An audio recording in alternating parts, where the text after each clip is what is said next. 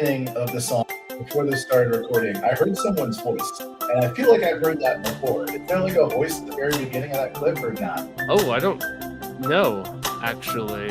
I'll have to go back and listen to it. There shouldn't be. Okay, fair enough. It might be just like when it starts recording, I hear like an echo of your voice. Oh, gotcha. Sure, it's not your schizophrenia? I'm past the prodromal phase, you know? 25, that one scared me. I've got a cousin who's schizophrenic, and there's some people on my dad's side who are schizophrenic as well. So there's always that little like, oh no, is it coming on? Is it coming? But I'm 35 now. Yeah, you've made it past. You've right? made it past. Yeah, for sure. Schizophrenia, you've definitely gone through enough like traumas as an adult that schizophrenia would have kicked in. It would your reality would have shattered if you were gonna experience it. It's kind of nice having aged out of schizophrenia. It makes you feel good. Just in time to get diabetes and Alzheimer's, baby. Or if I'm lucky, I might get gout. Eating a lot of pickled foods and. The doctor says I can't have too much red meat, but I don't listen. What do doctors know? We've already. I mean, it's been established. We've gone through the pandemic. We don't trust any institution anymore. What do doctors know? They don't know shit. Nothing whatsoever, man. Appendicitis, whatever. I'll just work through the pain. You don't have to get it removed, actually. It just goes away on its own. People don't know this because, insurance, they're just trying to churn out the money. They're like, oh, you got to get it removed, man. the appendix industrial complex. Is that how far we've stooped in our lack of trust in institutions? Nah, bro, it's fine if your appendix bursts in your body. It's totally don't worry about it. It's actually good bacteria. This is how you regrow your gut biome. Just let it all flow out, man. Oh man. Well, welcome very much to Against the Mob podcast. Thank you very much for Flirt Cheap for coming to join us. Logan and I have both been very busy in our real lives, and Logan wasn't able to make it this week. Last week was mutual, and then the week before that was definitely on me. And so thanks very much for stepping in and helping us get an episode out. Of course, brother. Of course. That's what I'm here for. It's okay. So I know there's a lot of stuff on the menu. We got a lot of serious topics to cover. We've got a lot of ground to run across. However, we've got to start with two monumental events that just aren't getting nearly enough attention. All right. The first one is the WNBA draft. All right. That's not being covered nearly enough. All right. That deserves all of our attention, all eyes on the WNBA. Is there another spicy white girl who's coming out or no? Absolutely fucking not. No, nothing happened. I'm being sarcastic. I'm just putting it out there, man. I kind of watched a little bit of the Final Four. I saw some women playing ball. You never know. Yeah, that's fair enough. I don't know. I didn't watch the NBA, the WNBA draft.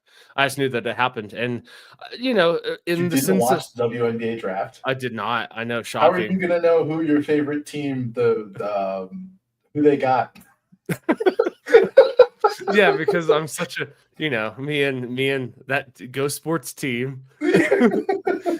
Sports team in the shooty hoops, you know me, big fan. Yeah, the Chicago Clits, they're one of my favorites, man. Yes, indeed. And the second is the monumental space mission that has changed the world. All right, I mean, those chicks going up in the rocket for 11 minutes, that changed everything, dude. We're now on the precipice of such a monumental leap forward because some chicks went sightseeing in space, and I don't think that we're not giving that enough weight. I'm the ignorant one here. I saw 2 seconds of this on Twitter, and I didn't click, so I have no idea what's going on. Did Katy Perry go to space? What's the deal here? She did, yeah. So they were that whatever is it, Blue Origin, whatever Jeff Bezos' rocket company is called. Yeah, they went up, they went down. They went to space for 11 minutes and then acted like it was this. When they landed, you would have thought that they rescued the crew of Apollo 13. That's well, come on, it's a big moment. This is the first time women have been in space. We got to celebrate, right? Yeah, because because let's discount, all of the real women astronauts besides the one that got stuck in space for like 9 months. No, this is monumental, bro. Katy Perry went to space, so we are not giving these women the respect they deserve for their monumental feat to move society forward. So I said to start there, right? I need to bring two issues to the forefront I that actually deserve have. our attention. I gotta say something because, like, in all seriousness, they are kind of doing a bit of a service for us. I secretly have always wanted to go to space as a tourist, Fair. and I need a few rich assholes to go up first, drive the price down, make sure it's safe. In case it blows up, better them than me. You give them a little bit. I think 13 years from now, I'll see a decent path to be a space tourist for maybe the equivalent of $50,000 right now. That's my hope. I'm hoping Okay. I can do that. So they're doing me a service. Everybody else, I don't know. To Besides hell a with them. monumental moment of celebrities in space, All right. this is really just a me moment more than anything else. Mark the tapes. April 16th. What is that going to be? 2038? 13 years from now, yeah, 2038. That's the year. Mark the tape, guys. April 6th. We're going up to space. You know what?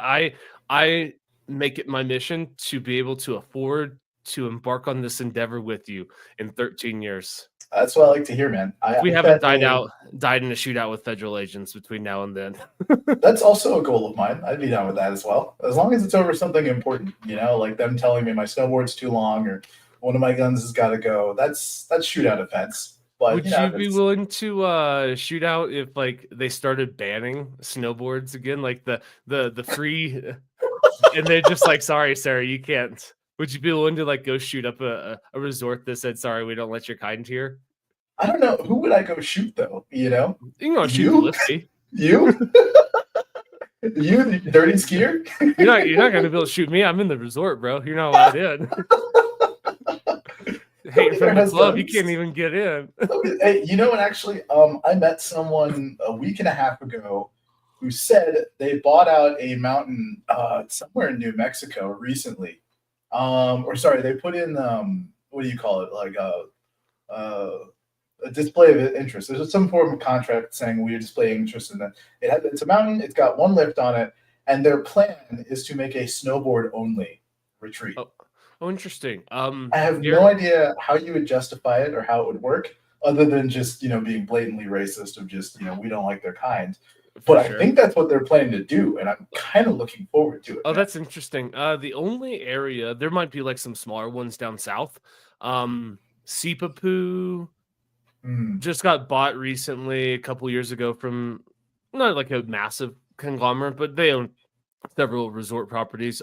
There's an abandoned ski resort called Ski Rio, which is up in Costilla. It's probably like an hour and a half from where I live. Maybe closer to 2 because you have to trek on the highway, then head towards Colorado, then trek back in the mountains. But Ski Rio, I know, is closed down. I went there many years ago, and it's like they just abandoned it. Like there's still like plates set on tables in like the dining area. Like they just shut it down one day and they left. Yeah, we snuck in there when we poached it a couple years ago, hiked into the national forest. It was sweet. It's got a decent look up to it from like Google Maps. You can still see where the lifts were, where some of the runs were. I can't believe they just walked away from it entirely. You said there's plates just sitting around. Yeah, or at least there was 5 years ago. Sure, there still are. Who's been there to remove them? I don't know. I don't know the interest. I don't know. I would love. There's an area that if I ever just came into an ungodly amount of money, just like complete utter fuck you money, there's an area that I would definitely build a ski resort in New Mexico. It's along the high road to Taos, and like the closest area would be like Truchas Peak. It wouldn't be exactly on that mountain, but that whole range has some prime. It's got to have some titty skiing. You've got the big out, like the big bowl stuff up top, and then the terrain levels out for some awesome. Yeah, you could have some six. So if I ever like, I don't know, have a extra $1 billion laying around, we're getting in the ski building business, brother. Okay. Have you ever gone hiking back there? I have, not in the wintertime. I'd like to go up there in the wintertime, but you know, Uh, my tolerance for backcountry stuff is definitely decreased every year that I get older. I was in it's like it's all fun and games till you die in an avalanche. Uh yeah, backcountry in the wintertime, especially, just not my cup of tea. And if yeah. it is a good skier's mountain, it means it's going to be awful to like actually walk back there wintertime. So, Yeah. although I don't even know where you cut a road to this, man. Like I'm I looking on mean Google Maps now. we It's need just, money.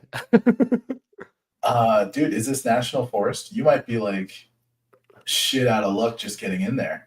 Dude, by that time, dude, Donald Trump's going to be in his 7th term, all right? And they're going to be Only pray. they're going to be selling off large swaths of the national forest. He's going to like probably erase Teddy Roosevelt's face off Mount Rushmore and replace it with his own. Good, And so good. by this time we'll just buy it. Like the federal government will be like destroying anything that Americans used to hold dear.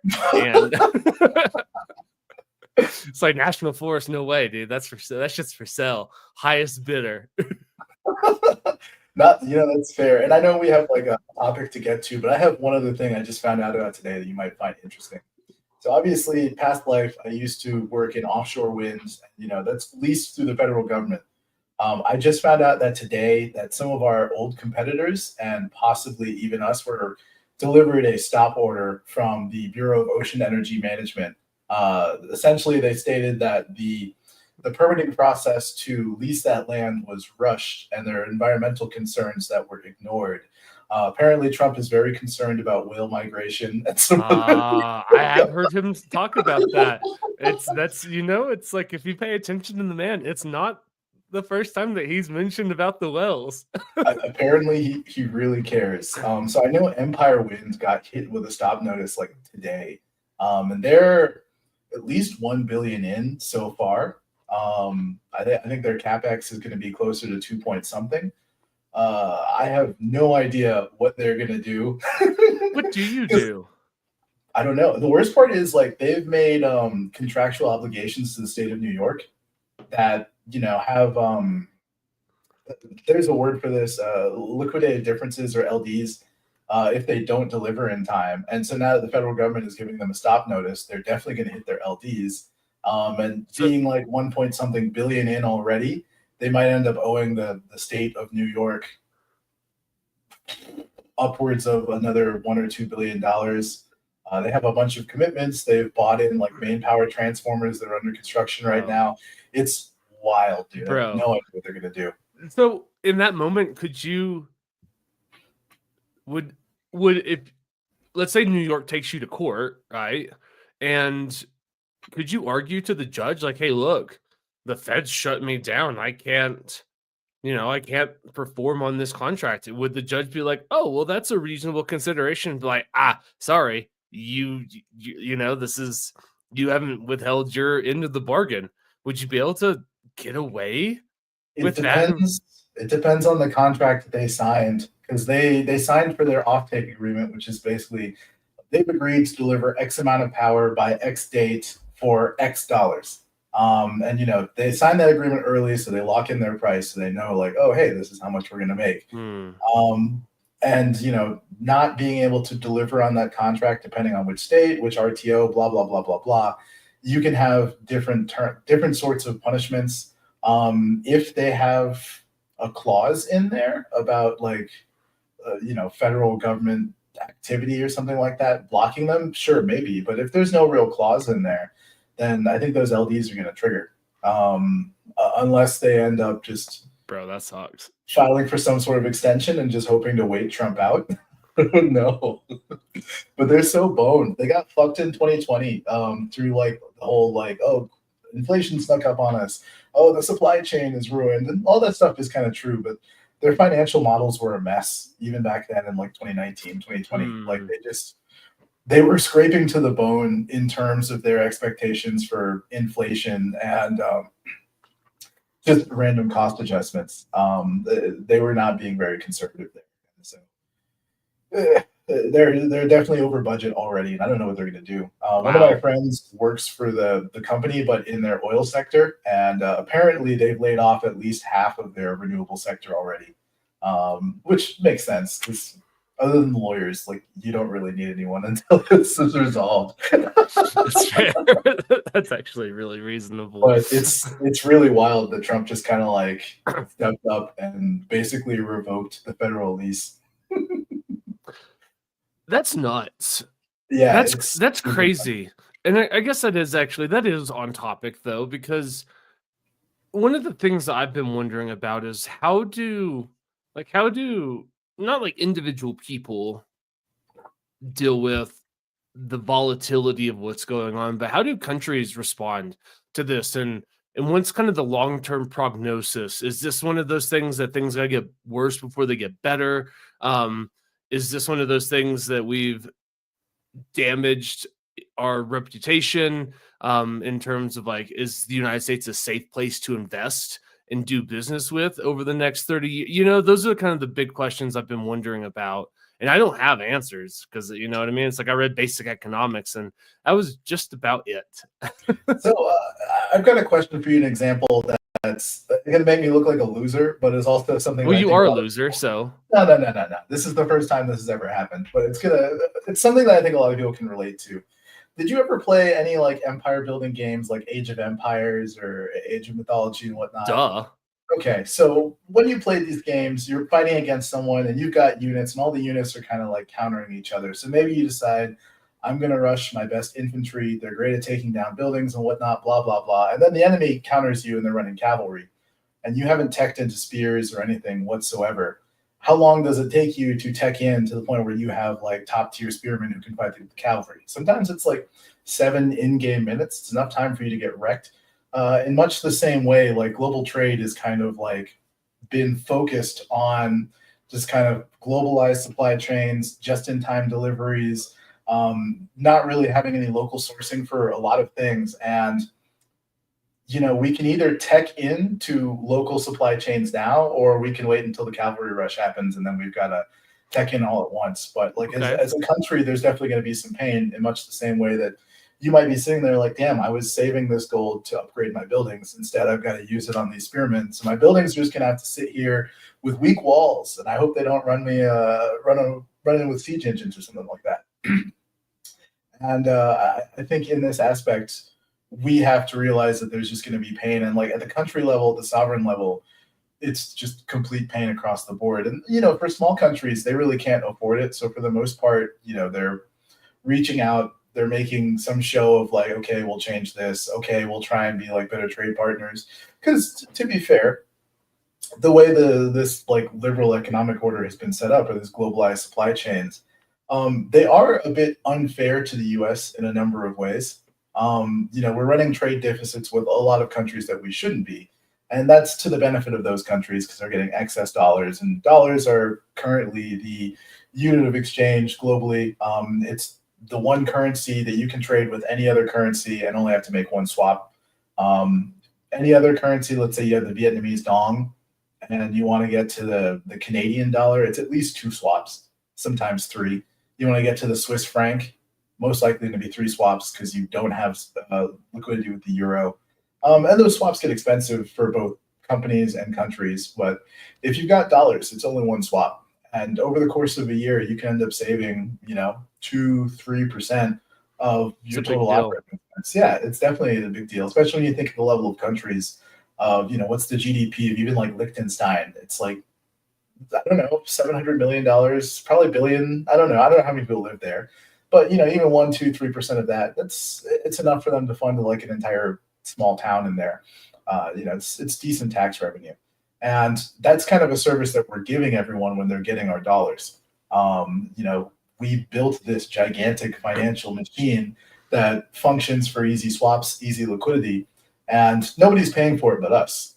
But you know, when you're getting dollars from us, you're getting the benefit, but you're not paying for it. And ultimately, it would be best for us to move towards having either equal trade or more balanced trade. especially if we lose our status as a reserve currency. Because if we lose it and we've got unbalanced trade, it'll be like what happened to Britain in the 1970s, when they lost the what we'll call the petrodollar, because they most oil was traded in pounds before it was traded in dollars, and when that happened, they lost about 10% of their total like global trade balance overnight. And they ended up in a recession for like 6 years until they were able to like balance their trade deficit. They just didn't have any extra money to spend because suddenly they need money to pay for their imports that they don't have. In much the same way that if we were to lose the dollar and we have all these trade deficits, we would need other money to pay for our imports, and we wouldn't have it. We'd be running a deficit. So for the time being, it's kind of important for us to get back to having more balanced trade, and I think that's probably what some of the goal was for these tariffs, because Okay.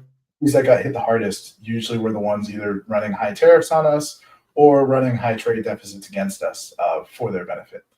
And it depends on how these trade deficits happen as well. And sorry if I'm just dumping on you, No. but I'm following. like a natural trade deficit, there's nothing wrong with that. Let's And say that was the question that I had when you said trade deficits with countries. That sorry, I didn't mean to cut you off, but that was one of the questions I did have. Was like, anyways, go ahead.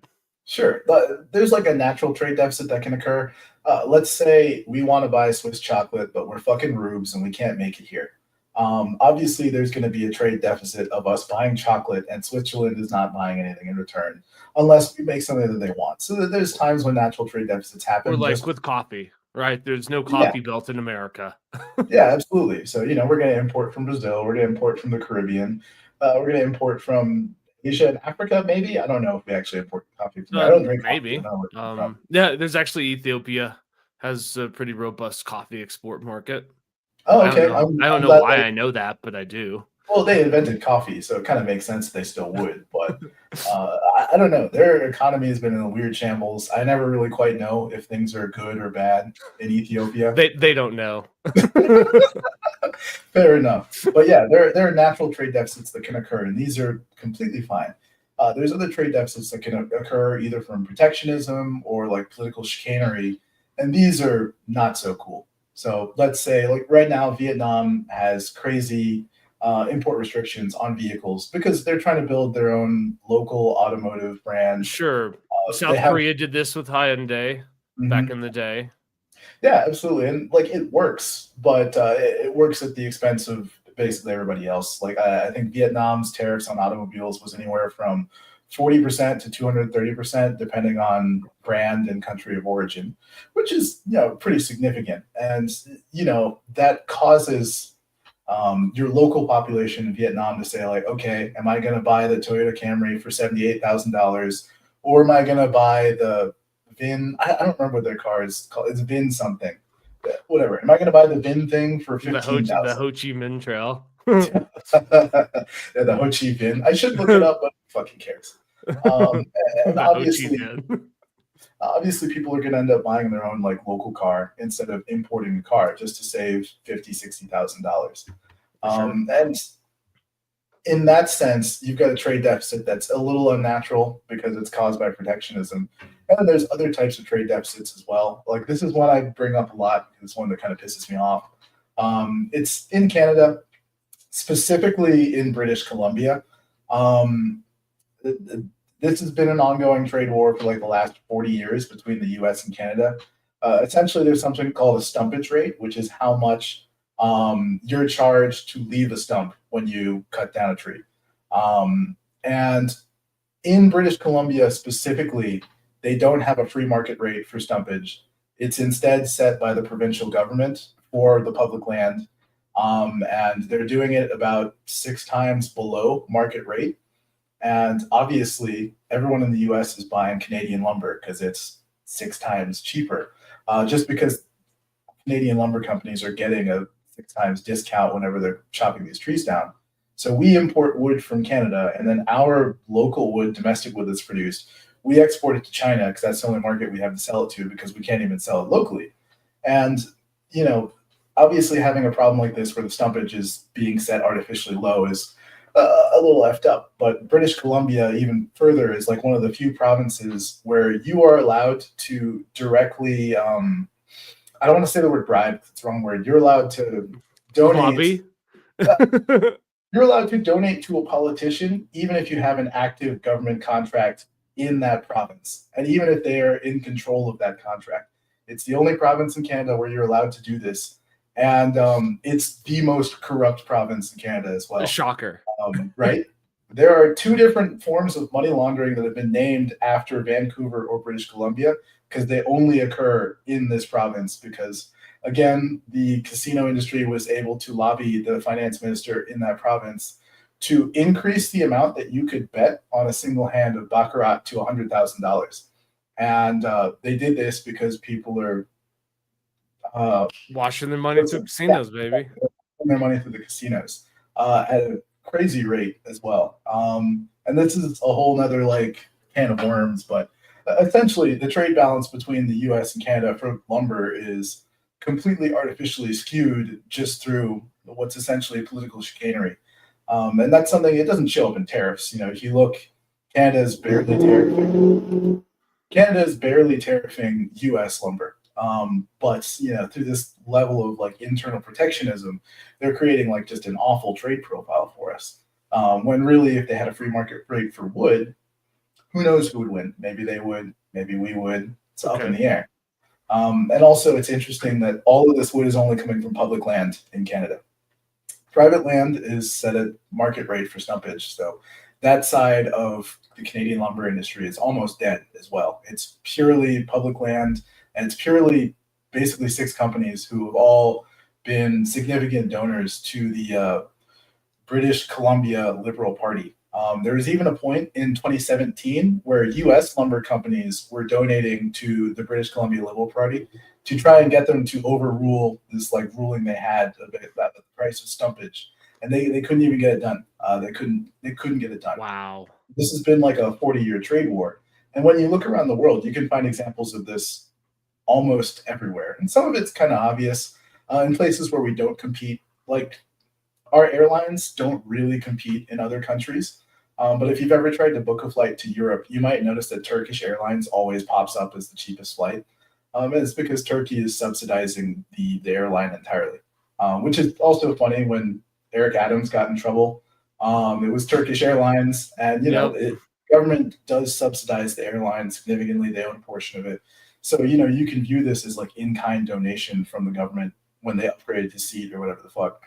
And Singapore does the same thing with their airlines. But you'll see when you look for these like international flights, they're the only two that'll ever pop up for certain routes as far as being the cheapest, just because of how heavily subsidized it is. And this is probably not something we care that much about, because like, do we care about United having round trip flights to Istanbul? Not really, and not a big deal. But in general, there's governments all over the world that are acting in this sort of protectionist way in order to imbalance their trade against us as much as they can, to accumulate as many dollars as they can. And, this is kind of done at our expense. And it's one thing that if we can fix, that would help a lot. But if we circle back to your original question, which I know I didn't really answer beyond the Age of Empires example, if you imagine yourself as this Canadian lumber company who only exists because you're able to buy stumpage at a significantly discounted price and flip it for maybe a 40-50% profit margin, what do you do if you end up in a situation where suddenly you can't get the rate that your business is 100% dependent on? And the real answer here is like, you probably go under. There's not much else they can do. Fold. Yeah, there's not much else they can do. And so in this instance, like, there's certainly a lot of businesses that might disappear entirely. And, I don't have good answers to that. I mean, certain countries are going to have to reimagine how they function globally. Like, what sorts of exports are they actually going to be able to make? And, if they're not allowed to protect their own internal industries while they grow, are they going to have to then directly subsidize industries if they want them to remain competitive? Or are they going to have to find some other moat to protect themselves? And I don't really know what that answer is, but these are things that these countries are going to have to think about, as well as these companies are going to have to think about as well. Maybe you find a different way to appeal to your end customer. Maybe actually nationalism and patriotism has to come back in a big way globally, to the point where people are saying like, okay, we're going to buy Vietnamese because we are Vietnamese and we want to see Vietnam succeed. I don't know.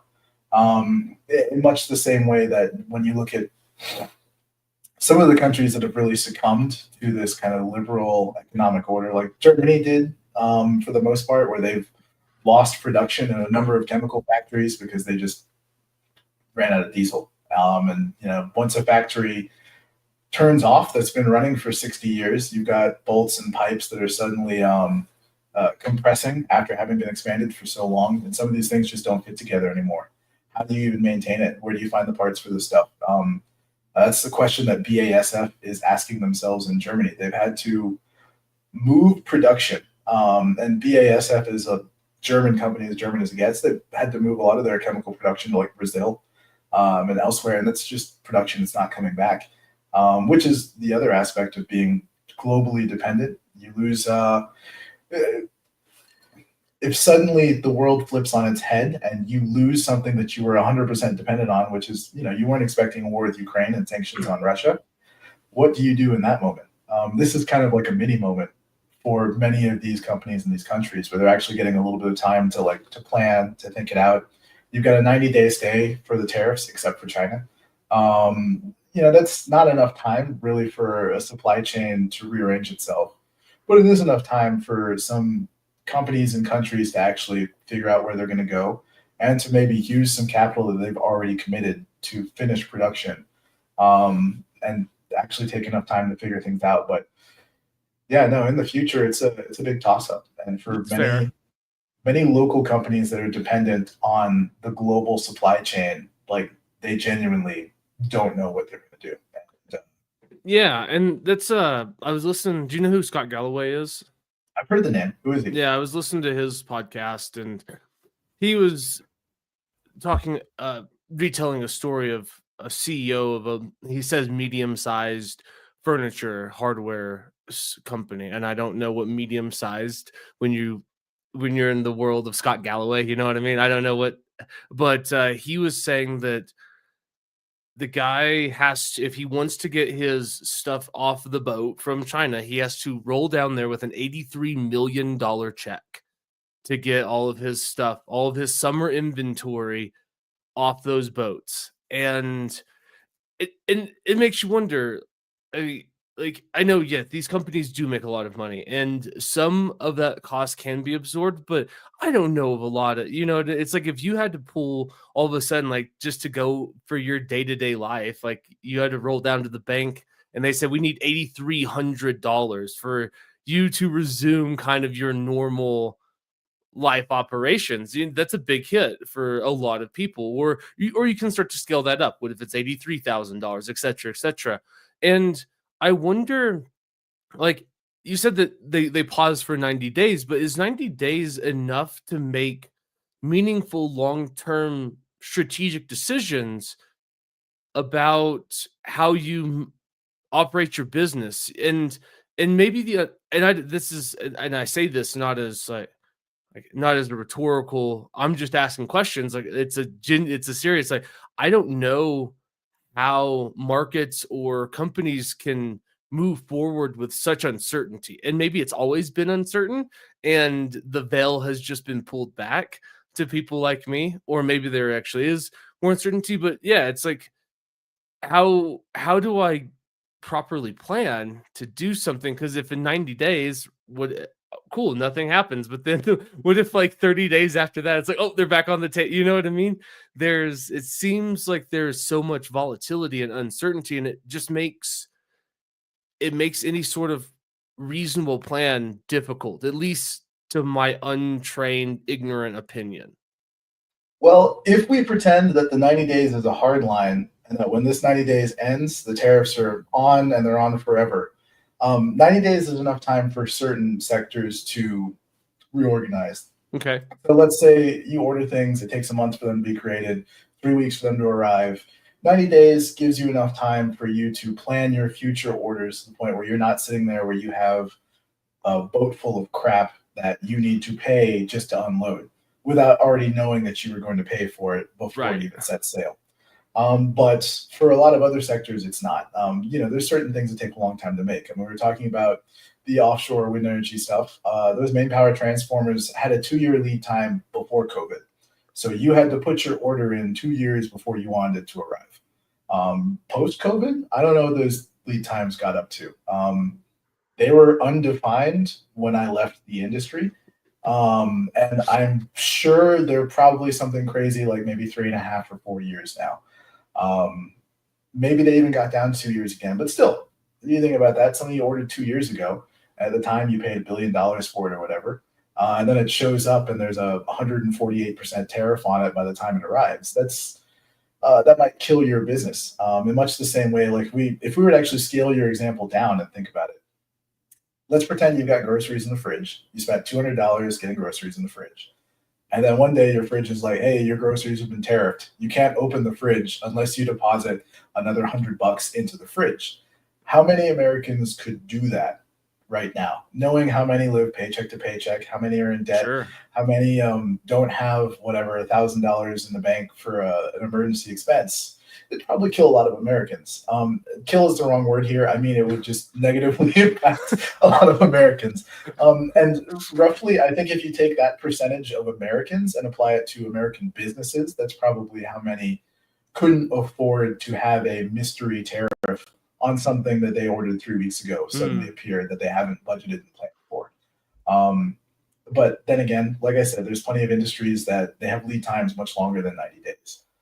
Realistically, I think the 90-day thing was just to make sure that companies who are producing, let's say in Vietnam or China, will at least keep producing, knowing that they have that 90-day window. And I have to imagine that within 40, 50 days or so, there will be another announcement from Trump that they're extending it until they can figure out some sort of like long-term negotiation with most of the countries that we are also buying from.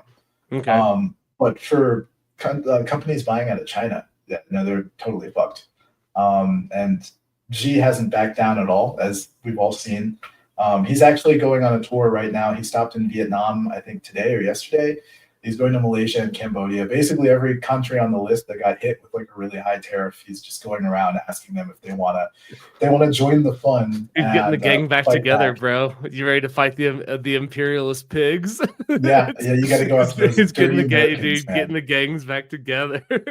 But it is kind of tough because China is just not the best neighbor. They've sunk some Vietnamese fishing ships. They're expanding into Vietnam's waters, and they're cutting off their fishing supply. So it's kind of tough. Line, all that good stuff. Yeah, it's really tough for like Vietnam or Malaysia to look at China and be like, "Yeah, we're gonna go anger the U.S. on your behalf." While China, while you invade our territorial waters, steal our resources, bully us geopolitically, it makes sense. If China was a better neighbor, I imagine they could get a good chunk of Southeast Asia to join in, which would cut out like a lot of our production facilities. Because, when COVID happened and then the original Trump tariffs happened, a lot of production moved to Vietnam and Laos. They're the ones being hit with these tariffs now. China could certainly like get them all together, but I think they just don't have it in them. And they're building a dam right now that's going to block like a chunk of water from getting to India and Bangladesh. How do you get them on your side? And this dam is supposed to be even bigger than the Three Gorges Dam on their border in Nepal, where like nobody lives. Like, I don't even know what their goal is from this other than just to piss off their neighbors. Maybe, just control water. It's a very basic move. If I control your water, you'll fall in line, or I'll turn your water off. It is, but the funny thing about a dam is when you first build it, the reservoir isn't there. You have to shut off water for several years to build up the reservoir before you can let it flow again. So just the act of building it is, they're looking at Bangladesh directly in the eyes and they're like, we're going to cut off water on your major river for the next 5 years, at least, just to get the dam operational. Like, and then after that, like, who knows what happens. weapons. Like just the act of building it is just a gigantic fu. And it's weird because China and India, they're in BRICS together. You would think China would kind of be like, yeah, no, the Brahmaputra, we'll let it flow, brother.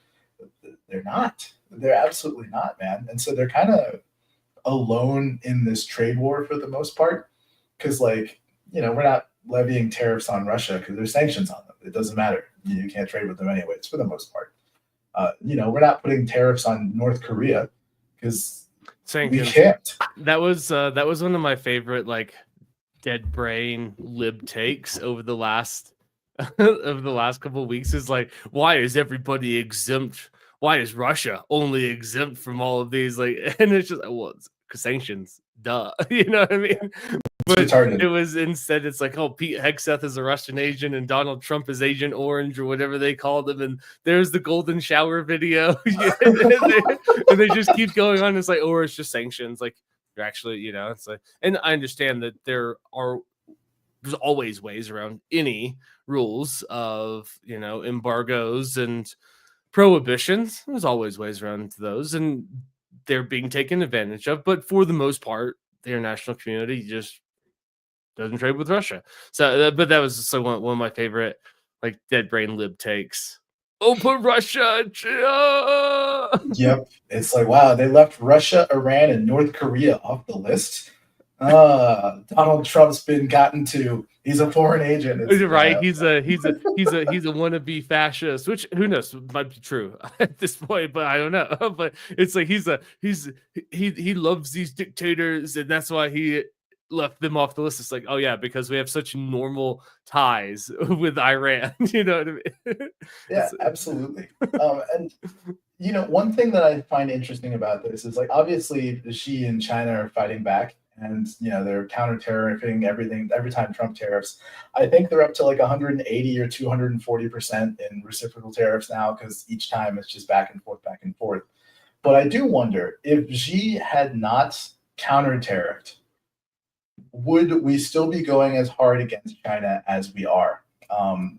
Because with the 90-day stay affecting every country except China, it does feel like this is very much targeted at China. And I can't help but think about this in the lens of Taiwan. I know we talked about this like before we went live, but it does beg the question that if we toss these tariffs in now and we are able to kind of semi-pivot at least some of our industries and move them away from China, does this put us in a better economic position in case we actually have to sanction them, let's say if they invade Taiwan? And obviously, I think the answer to that is yes, but I think it's one of those things that people aren't really considering as much as they should be, because this is, and I guess I do have to change subject just a slight bit, and I'll come back to the Taiwan thing. The trade war that's been going on, it didn't start with this Trump administration, obviously. I think in the previous Trump administration was the first time we really tried to limit China's trade, as far as I'm aware. And Biden kept the tariffs on and kept going. And in 2023 and in 2024, China enacted several trade restrictions against us. And we, for the most part, they weren't really news in the same way that they are now. Like, they restricted several rare earth metals and what are called something hardness metals. Basically, it's metals that aren't compressible. They're used in military applications for the most part. In 2023, they restricted them again in December 2024. They had several food export restrictions in 2022 and onward. And for the most part, we don't really talk about these in the vein of the US, especially because some of these were targeted at the US only. Like, because of military applications, right? The 2024 rare earth metals and whatever the non-compressible elements thing is called, those were banned as exports to the US just because we're using them for military applications. And as this continued in 2025 with Trump enacting new tariffs, and China expanding their rare earth metal ban to I think they're up to like 8 or 9 rare earth metals that they won't export to us anymore. It feels like it's all part of this kind of expectation of a military confrontation. Because if Taiwan does happen and China is exporting the materials that we use to make our fighter jets, it seems kind of silly for them to export them to us at the same time while they're invading. And, pre-planning to block that sort of thing makes a lot of sense as well. And this to me feels like most of our goals of the tariffs are kind of centered around this whole potential Taiwan war. And if you look at intelligence and some of the numbers they've given, there's an expectation they say that the Taiwan invasion is going to happen in 2028. And normally I'd kind of discount that as like, yeah, whatever. But they were kind of spot on with the Russia Ukraine invasion as well.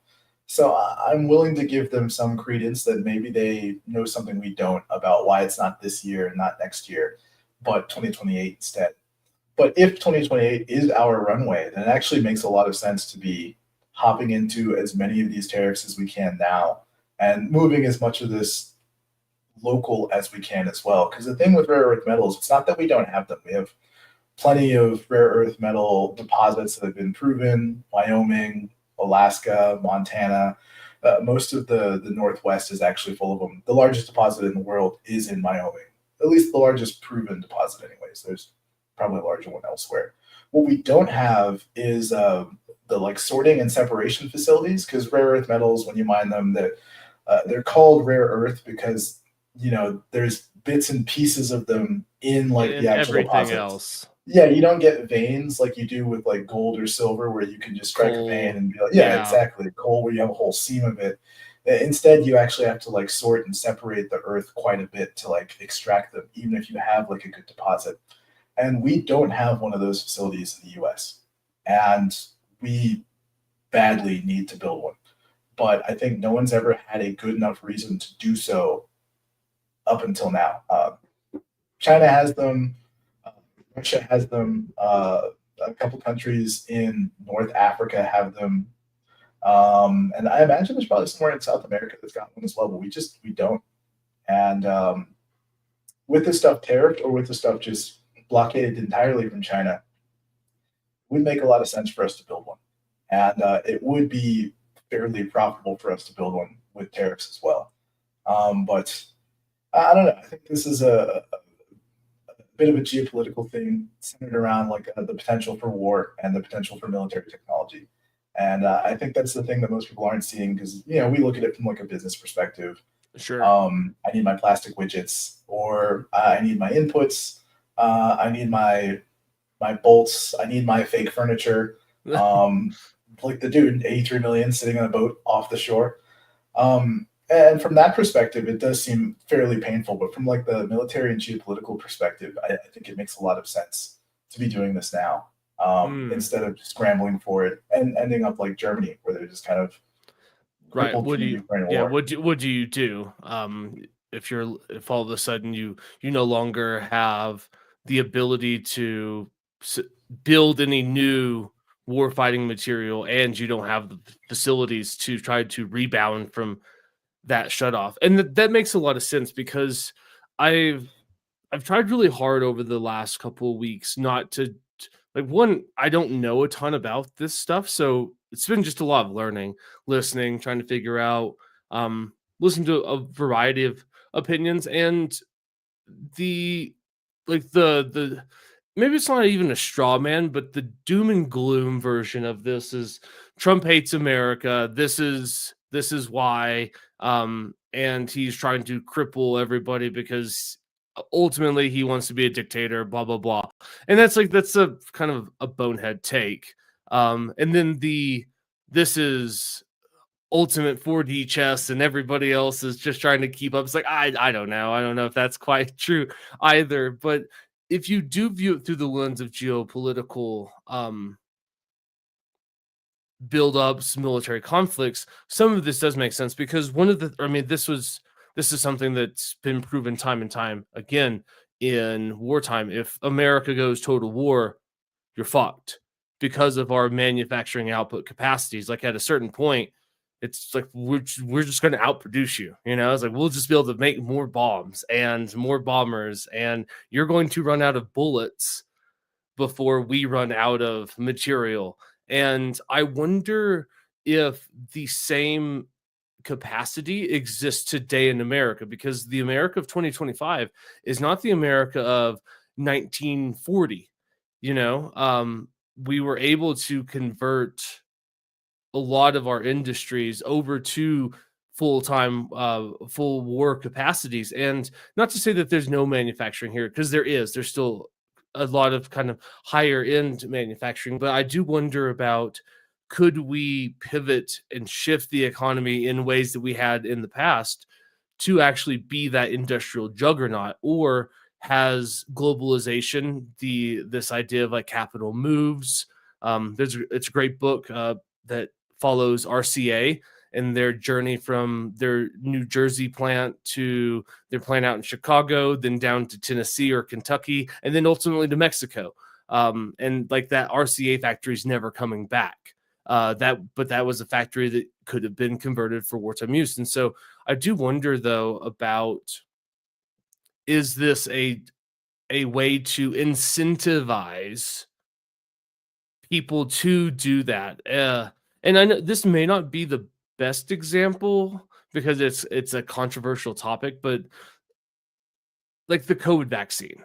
And I know that, like I said, controversial topic, but like there had never been a market incentive for companies to, like, vaccines are very, very expensive to produce, right? It's one of the most expensive things to embark on as a pharmaceutical company. All of the research, and until like, but once you get a taxpayer subsidized incentive to throw a bunch of money at research, like maybe that technology was always easy to produce, but nobody ever cared, right? And that might not be a good example. It may be a good example. I don't know, but it reminds me of what's going on. Kind of reminds me of that, right? Where if you put the proper incentive in place, and it might not be the exact same as the COVID vaccine, but now companies are more willing to actually make that investment, where if the status quo continued, they're like, why would I? Like, why would I spend the money to try to build chip factories here? Why would I spend money to try to build a rare earth sorting plant over here? Why would I do X, Y, Z? You know, this is something that actually begs a question. I ran into something maybe last week. I don't remember where it was, but I was listening to something and I was told essentially that the US did not have like great military manufacturing capabilities before World War II. So 1812, Civil War, World War One, Spanish American War, etc. All of that, like for the most part, we didn't really excel at military manufacturing. And what I was told was that we only really ramped that up in like the 1930s, and we made a gigantic leap in technology at the same time. Apparently, in the early 1930s, even, we really didn't have any like tank capacity for the most part. World War One, it wasn't our tanks, from what I was told. In World War No, Two, is that incorrect? no. I'm saying that is correct. I mean, Oh, yeah, okay. our army capacity. It took us. I mean, it took us. We declared war in 1917.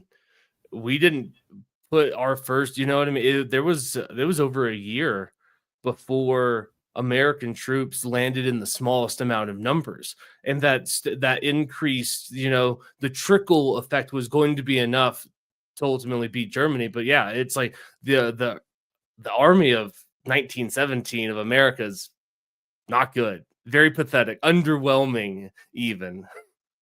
You know what? Actually, I think I remember it came from a Substack, and I'll send it to you later just so you can take it. It's a quick read, actually. But the main point that they were making was that in the 1930s, we not only ramped up our capacity, but like we ramped up the technology behind what we were making. It's kind of like post World War II. Europe was able to build really efficient cities because the whole place was leveled. They were starting from scratch, and in Right. much the same way, like our military industrial capacity in the 1930s was essentially starting from scratch at like a new tech level. So we got to, set the whole like vertical production setup entirely how we wanted it from scratch. And if you look at like most of our production today, some of it, like our munitions factories, they are almost identical to the 1940s. They still have we're still doing a lot of things by hand. Our shipyards have improved like a little bit from the 1940s, but like compared to the technology that's available, they're not really a reflection or representation of what we could do if we actually set our minds to it. And it's an interesting comparison to China because China has a lot of, I would say, technologically sound production capacity, but they don't have any experience using a lot of their things. So, I mean, they've got great shipyards. If they knew what was important in a Navy ship, they would probably outclass us. But for whatever reason, they just, and honestly, it might even be cultural. Like the way this goes in like a whole different thing. I think there's something like genuinely wrong with the culture in China that just kind of stops them from building high quality things.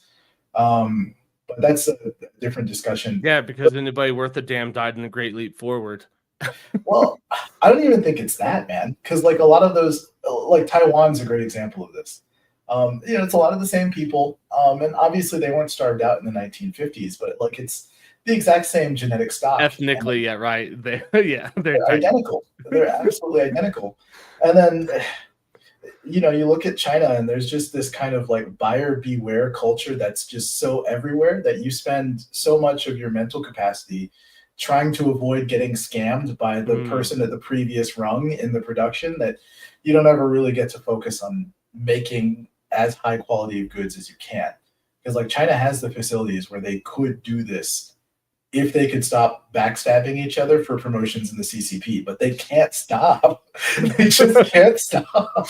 Can't stop, won't stop, bro. Look at it. They can't. They can't stop backstabbing. They can't stop lying to each other about what's going on, what's happening, what their production figures look like. And stealing the IP as well. Like intellectual property just doesn't stick with the creator. Like if it wasn't for these cultural issues, I think they would actually have like the most functional Navy, Army, maybe not Air Force, because there's a whole like bunch of experience that has to be gained. But for whatever reason, they just don't have any of this stuff. And maybe it's cultural, maybe not. But I think that for us to like really move forward here, it would require us to have some sort of technological leap forward, very similar to World War II, where we kind of just level everything and start at a new level. Like, hey, let's start from the ground up with new technology everywhere. Let's not try and reuse old facilities. Let's not try and reuse old production lines. And maybe that's how we actually catch up in terms of like what we can produce and just having the ability to actually outproduce someone in a war. Because they did the war games for US versus China. And what they publicly released to us anyways, which might be a total lie, but they said that if conflict between the US and China were to emerge, we would win, but it would absolutely cripple us. Like as a nation, like we'd be England post World War II. Or maybe even like a France or a Germany. Like don't get me wrong, England suffers, but it might be a lot more realistic in terms of like, yeah, sure, I know that they bombed, I know that the whole Blitz and stuff, but if you look at France and Germany, World War I especially, or Germany, Russia, World War II, I mean, we're talking about utter decimation.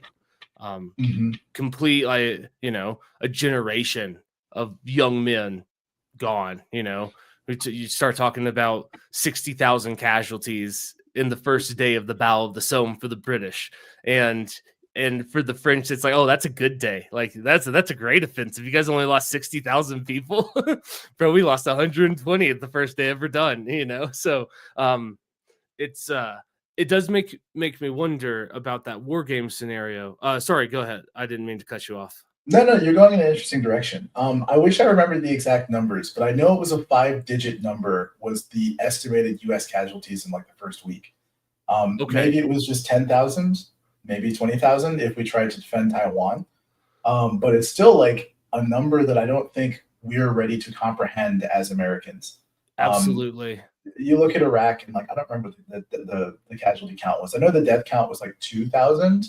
Maybe 3,000 over like 20 fucking years. Yeah, if you exclude like suicides, because I know that there are some metrics that do count suicides in the global war of terror casualty list. I mean, for 20 years in Iraq and Afghanistan, it's not bad. You know what I mean? It's less than probably 5,000-6,000 if I had to guess. And that makes an interesting question that ties in this cultural aspect, is that Americans are we don't have a large stomach, and this is a Western thing, I think specifically. It might be specific to America, but I think it's a Western idea, kind of modern warfare, is that countries aren't really willing to tolerate large amounts of casualties. Exclude the French in World War One. I feel like that war doesn't quite get like an asterisk, but it was different in a lot of ways that aren't worth digesting about right now. But overwhelmingly, right, the West is kind of casualty shy, where those are like, nope, we can't do that. Why not? The casualties would be unacceptable. And when you couple that to Russia, who's just like, you guys will move forward and fight the enemy and probably die, or if you stay here, you will certainly die because the blocking unit is going to mow you down. So your best chance of survival lays over there on the other side of this road, on the other side of this river, across that minefield with machine gun nest, all riddled. Like, salvation is over there because here is certain death. And I mean, put it in perspective, Vietnam. We had riots. We had draft card burnings for 58,000 dead Americans. 58,000? Is that total or just a year? That's no 58,000. That's like the Vietnam.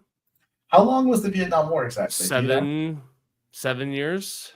Okay, so something like 6,000 a year, 7,000 a year. And those were you know what I mean? At a certain point, like, those are unacceptable casualties compared to what the Vietnamese suffered, which was like over 1 million.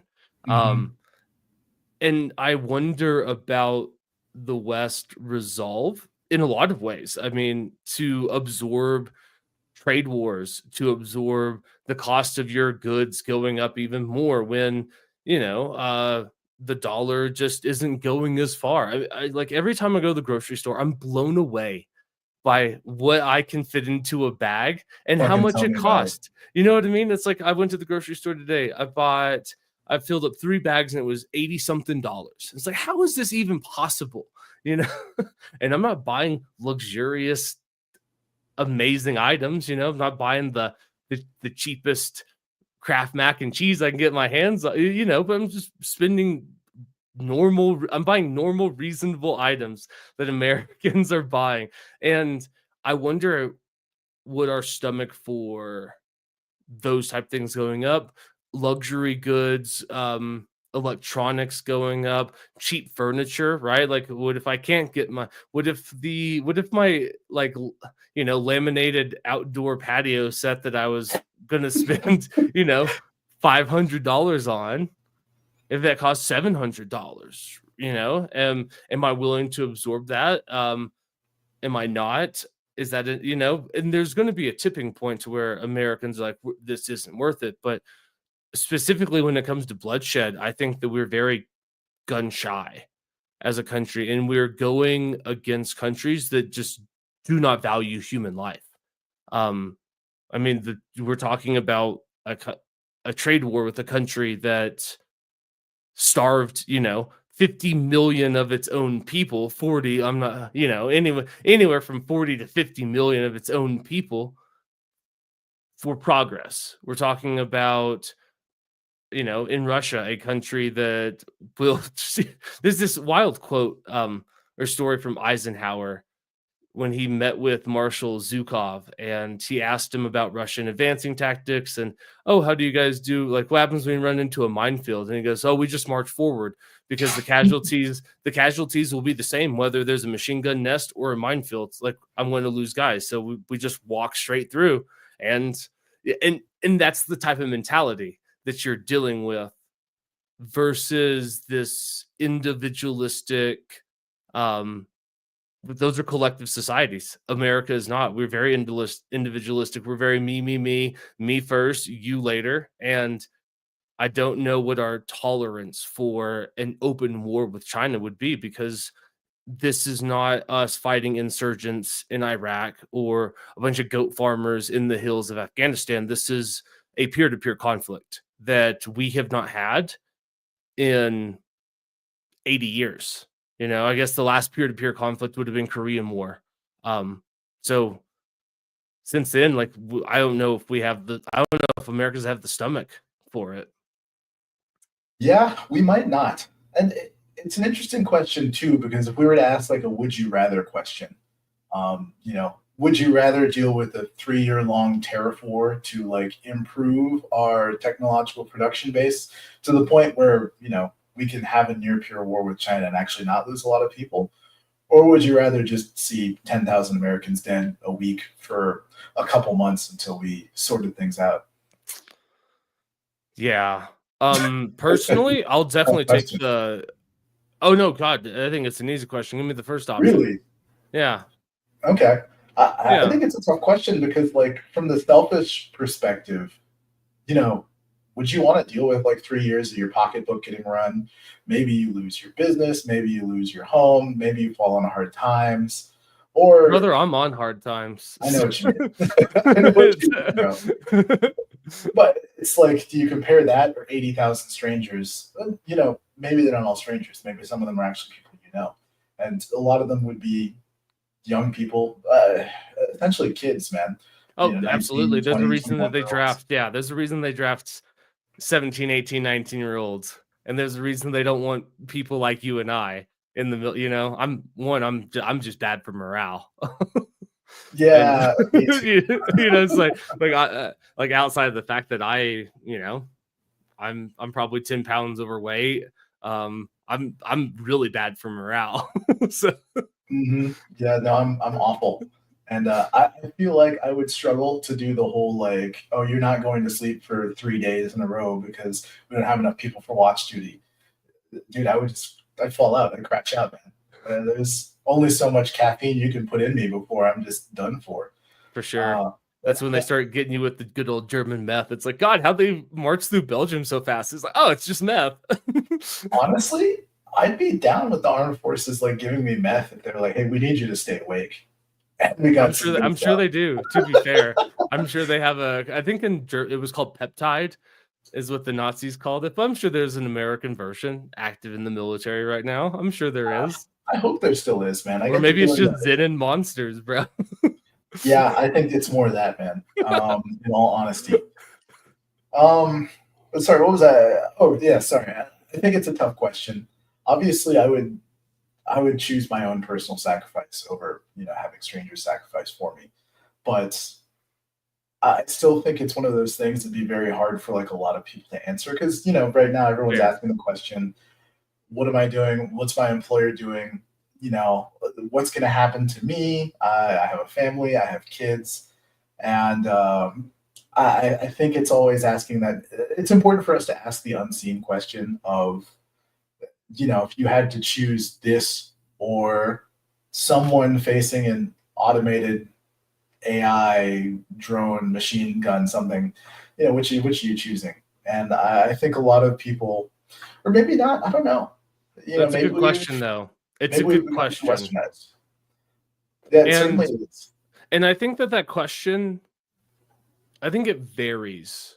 And I think that we need to always examine that morality and kind of these guidelines of how we live are kind of a luxury in a lot of ways, because when things really start hitting the fan and shit gets out of control, survival instincts kick in. And I know that freedom loving people like to talk about the non aggression principle, and that's nice in a world of like wealth and luxury. But how much do you believe in the non aggression principle if you can go take, there's an unarmed family of four over the hill and your daughter needs to eat tonight?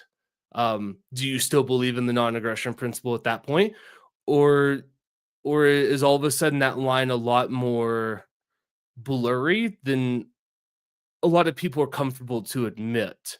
And I wonder if the answer to this question shifts depending on how bad those 3 years get, right? It's one thing to think about in the abstract, but what if a year and a half in and it's like, oh, this is what we signed up for? This is unbearable. Actually give me 10,000 dead Americans a week for the next year, because this fucking sucks. And that, and anybody that's willing to do that, I don't think that they're a bad person. I don't think that they are evil, and I don't think that they're unprincipled. I think that getting to have principles about your morality and what you would and would not be willing to do to survive comes, it's like a test in a vacuum to a degree, where I don't know the limits of what I am and am not willing to do to survive. I don't know. In our polite society, where the kind of boundaries have been established for us from the external wealth and luxury of our society, there's a lot that I'm not willing to wake up and do, because why would I? But if those boundaries aren't there, I don't know. I might, I might actually have no qualms strolling over the hill and gutting down all four of them just because I need to eat, or they have antibiotics that somebody that I care more about than these faceless strangers have. And I think that that's something that we need to examine. That when times get tough, I don't know, there's no limits to what people will do to survive. I mean, you can, in one of the most extreme examples, they're called Sonder commandos, which were essentially Jews that were giving the worst jobs of like the death camps, where they had to go in and like drag bodies out after they had been gassed, and they said, you can do this and we'll let you live, or if you deny the job, like you're in the next batch. I don't know, like how many bodies are you willing, how many rounds of that are you willing to do to survive, especially like if you survive the war. um it's easy to say like I'd never, but when faced with the choice of either getting there and drag those fucking bodies out, or you're going to be a body and we'll ask the guy behind you if he's willing to do it, how many rounds do you have in you? Uh, this is going to sound like such an edgelord response, but I feel Go like that ahead. one's. I feel like that one's an easy question, man. You know, I mean, All you're of not them? even. None? Yeah, you're not even doing any of the harm to anyone. Like, what if you're in a position like what's his face? So I didn't kill him. George. What if you're in George Soros's position? You know, he was a Hungarian Jew, and he ended up like working with the Nazis to help them confiscate the property of Jews. And or no, that's what his dad was doing. Sorry, he was helping his dad.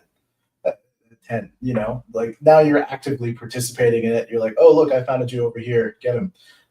Here, I'll take and distribute his wealth. He owns a jewelry shop.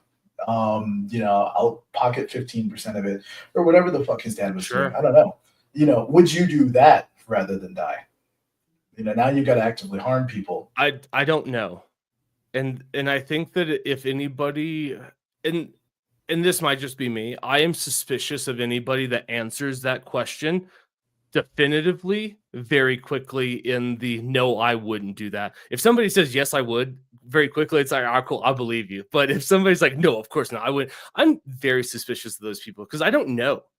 I might get in that situation as like, it's not worth it, or I might be like, well, I actually I don't even know these people. Jews, to hell with them, you know. I hear there's some in the attic in Holland, you know.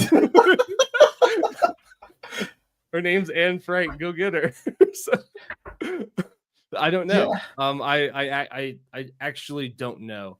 But I'm not out of touch with, not like not that I have personally a lot of experience with the depravity of human nature, but one semester I took a class on genocide, and it was a rough Tuesday and Thursday afternoon, because every day, like, those 2 times a week, you go in there and it was just like the worst.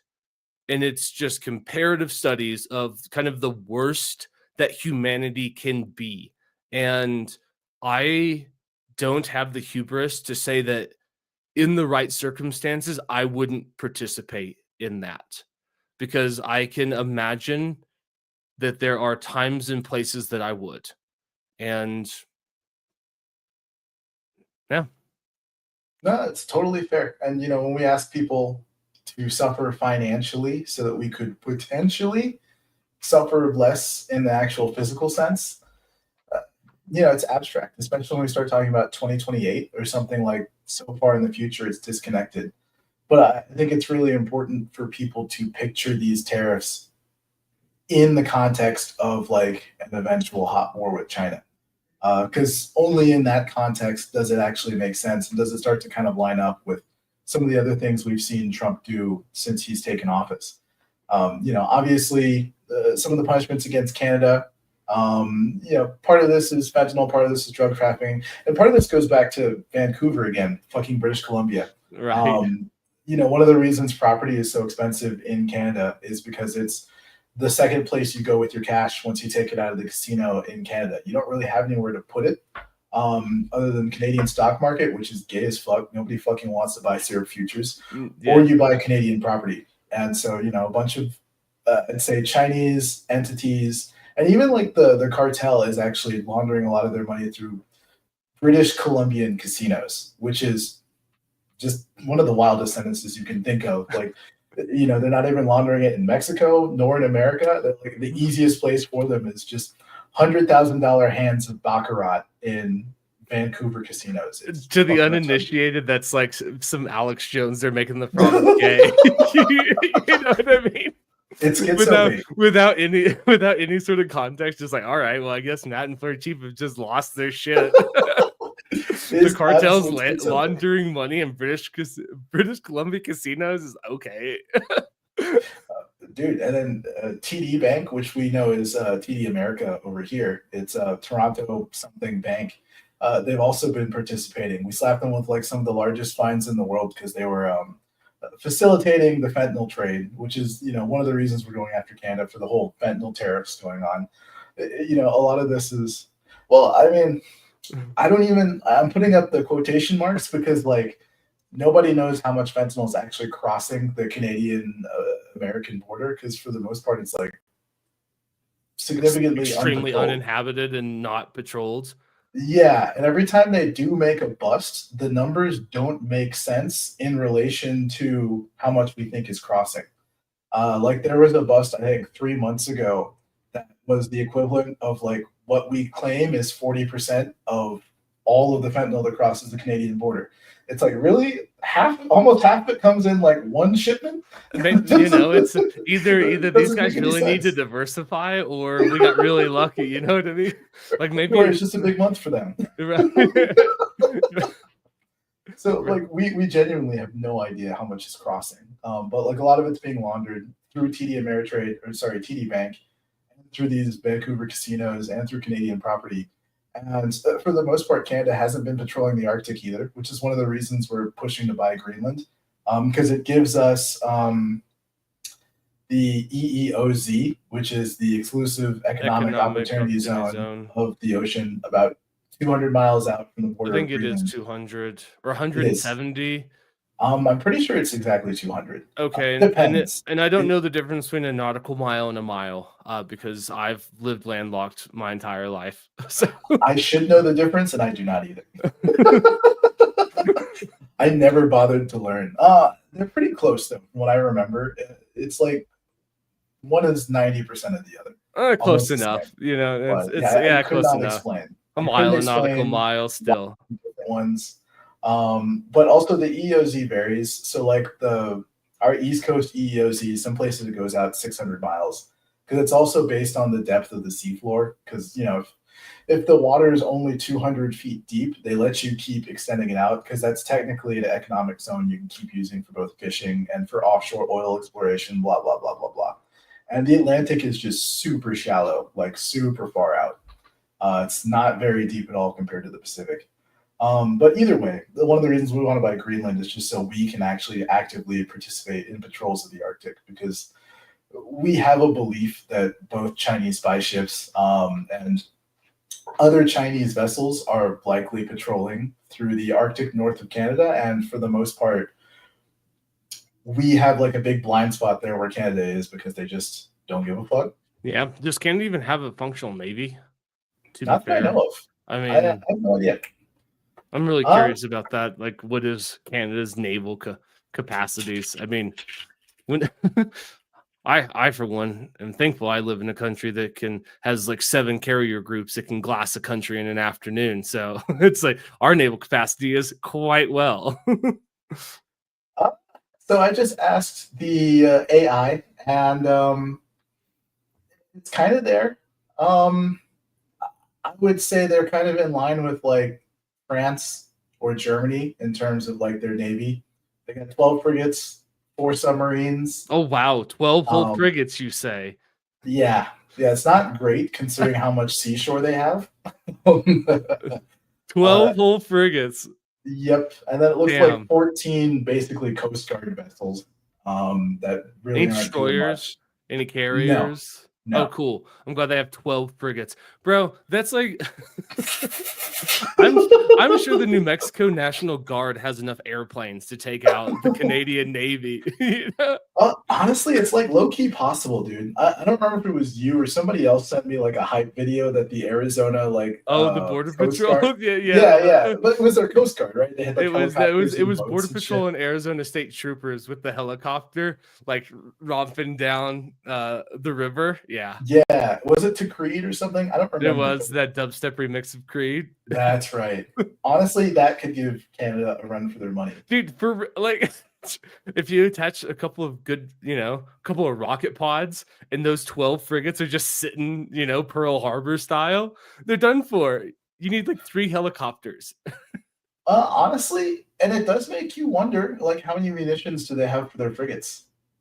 Are they even fully loaded when they're out there at sea, or are they just kind of like It's very Canadian, just walking hoping around with that an empty gun? hoping that like the idea of the gun in the frigate is enough to deter somebody.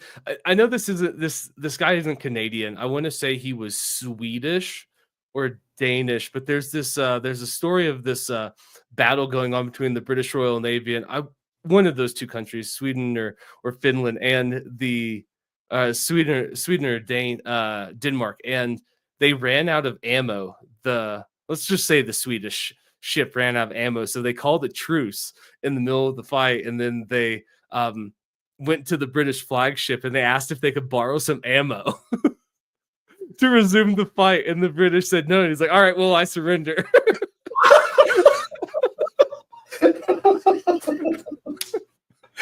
That's such a European conflict.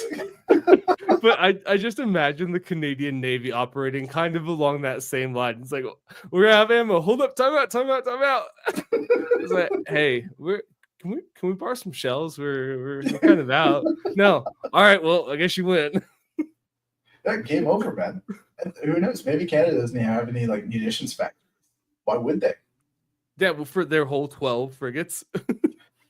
That doesn't make sense. They probably just bought a stockpile and they have them sitting there covered in cobwebs in some like empty warehouse where they've been sitting for the last 15 years. Yeah, I don't know, man. They've got no navy, so they really don't have much of a way to patrol the Arctic. And apparently, the Royal Canadian Navy, and I'm just reading straight from ChatGPT, is prioritizing capabilities to assert sovereignty in the Arctic. That's the most vague sentence I've ever read, but apparently it comes straight from the RCN. Doesn't say what they plan to build, how they plan to patrol it, or what they're doing. They're just prioritizing asserting their sovereignty. Yes, we're actually gonna put ammo in our frigates. Yeah, without it. That'll show you Canadian. That'll show you China and Russia and America. We're gonna put bullets on our boats if you don't settle down there, eh? It's kind of fucked, man. And this reminds me of our conversation about like the European like armed capacity and their ability to like sure war fight. There would have been a time, maybe in the 1990s, where the value of our allies was dependent on how much they could produce of luxury goods, how much they could export to us, and how much of our crap they could buy. And I would say that time probably ended around 2017, 2018. Thanks, Obama. Right. Obama. But like, I think it's very key and crucial for us to start thinking about allies in terms of like who can and would actually be useful in a fight on our side. That's a really fair distinction, because when you hear people say, well, they're our allies, why are we treating our allies this way? And I get it. You don't want to go it alone, especially in global World War III. You want warm bodies on your side. You want other countries that can draft and throw into the meat grinder with you. But You want some other targets if someone wants to launch you. Absolutely. But at a certain point, it's like, are they allies in names only? And are they just a bunch of fucking freeloaders right now? And that's the way I've looked at it for quite some time. Because when everyone's like, we're just gonna abandon our Ukrainian ally, it's like I in a way, like you could make an argument that Ukraine is much more of an ally than other countries are, because at least they're like letting us test out proxy wars. You know what I mean? At least like we're getting real world data about how our arms perform against Russian uh opponents, and letting that intelligence class flex their muscle at that base in Wiesbaden and helping the Ukrainians identify. Do you know what I mean? It's like you could actually make an argument that Ukraine's more of an ally than Britain is or Canada is, because at least we get something out of them, and in return they get a generation of their young men killed and their country decimated. But we get valuable wartime data. Yeah, you absolutely could make that argument. And when you look at what some of these countries are doing beyond the whole like unfair trade thing, exploitation of the dollar, like Canada was letting CCP troops train in Canada so that they could get accustomed to fighting in North America. And it's just kind of like a very weird thing for like our ally to do. Yeah, right. It's like, wait, why are you teaching them how to fight here? We're the only other country here, brother. Right. Unless you're training them to go fight the cartels that they're in business with, like slinging fentanyl with us. Like, why are you doing this? Banff and Mexico City are the exact same. You train in one and you're ready for the other. The urban hellscape that is Mexico City, the woods of British Columbia, same thing. Same exact thing. Same thing. It's just like an absolutely wild thing for an ally to do, and there's no good reason for it. Like, and maybe they got something out of it that I know nothing about. Yeah, they got bribes and payoffs. That's probably what happened. You know what I mean? So a couple of people got very wealthy from that. I do want to pretend at least that I'm thinking about this in like as good faith of a manner as possible. I'm trying, and I can't think of anything that the Chinese could have given them that would make that worth it, especially, viewed from the perspective of like they're supposed to be our ally. For sure. You'd think they would have thought to themselves like, hey, this might jeopardize our relationship with America. No, China, we won't let you come train in North America to familiarize yourself with the landscape. But we can still be friends. Like that could have been a thing Canada could have said. And they didn't. Instead, they took their 30 pieces of silver. I mean, low key, yeah. It's very weird because, as you say, people say, "Oh, these are our allies. I can't believe we're tariffing Canada."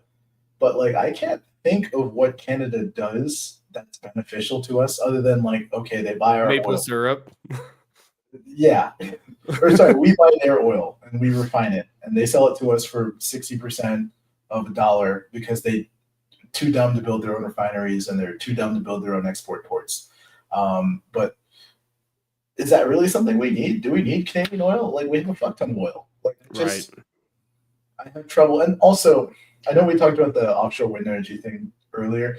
It kind of felt like this was Trump's response to the Keystone Pipeline getting bricked by Biden in his like first couple weeks, because there was no reason for them to brick Keystone. And I've actually been to the pipeline. It went through one of the wind farms of one of my older companies, which is a really weird sight to see this like gigantic above ground pipeline. It's above ground in this section, going right through a wind farm. And I was like, is that Keystone? Yeah, the duality of man, brother. Oh, 100%. Absolutely, dude. It was kind of a wild experience. But yeah, for Biden to like kind of cut off the pipeline so that it stops in Oklahoma instead of finishing at the port like it's intended to, for no real reason. Like, I don't really know what Biden's outside of optics to say that, and then it's an environmental win, quote unquote, is what it is. I stand with the natives, and I don't like ravaging the home, whatever, blah, blah, blah. The native Texans fighting their fight against eminent domain. The Biden candidate, the libertarian hero.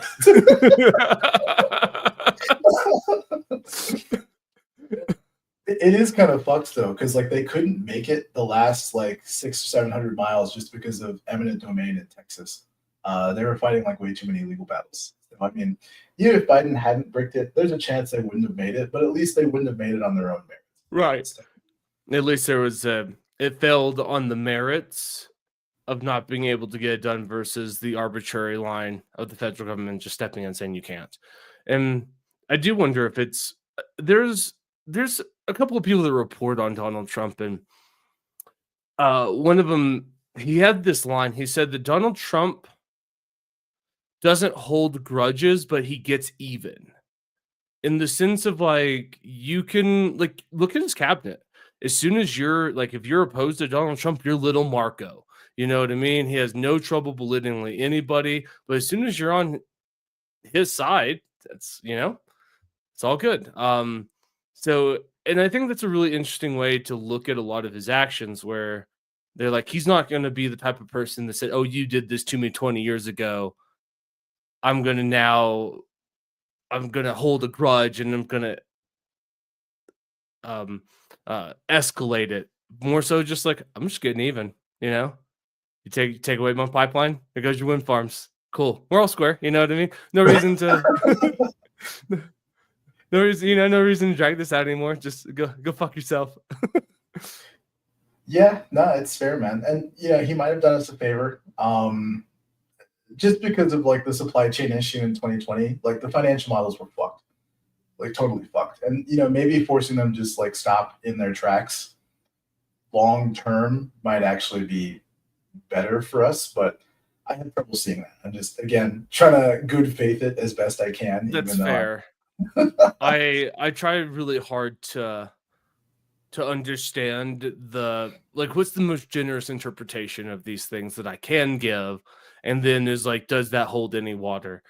I know it's not your favorite thing, but I'd like to get a little bit of water and refresh my drink, if that's all right with you, sir. Oh my God, what a faggot. I know. He's got to go hydrate, apparently. I know. He's screaming, no more water, please. But Matt won't. He's like, I got to get my 8 glasses a day. Bro, I just, you know, it's hard. It's a hard life on the plantation. You sweat a lot out there. Go get your water, you fucking loser. I'll entertain people with a story about a Chinese proverb. Yes. Here.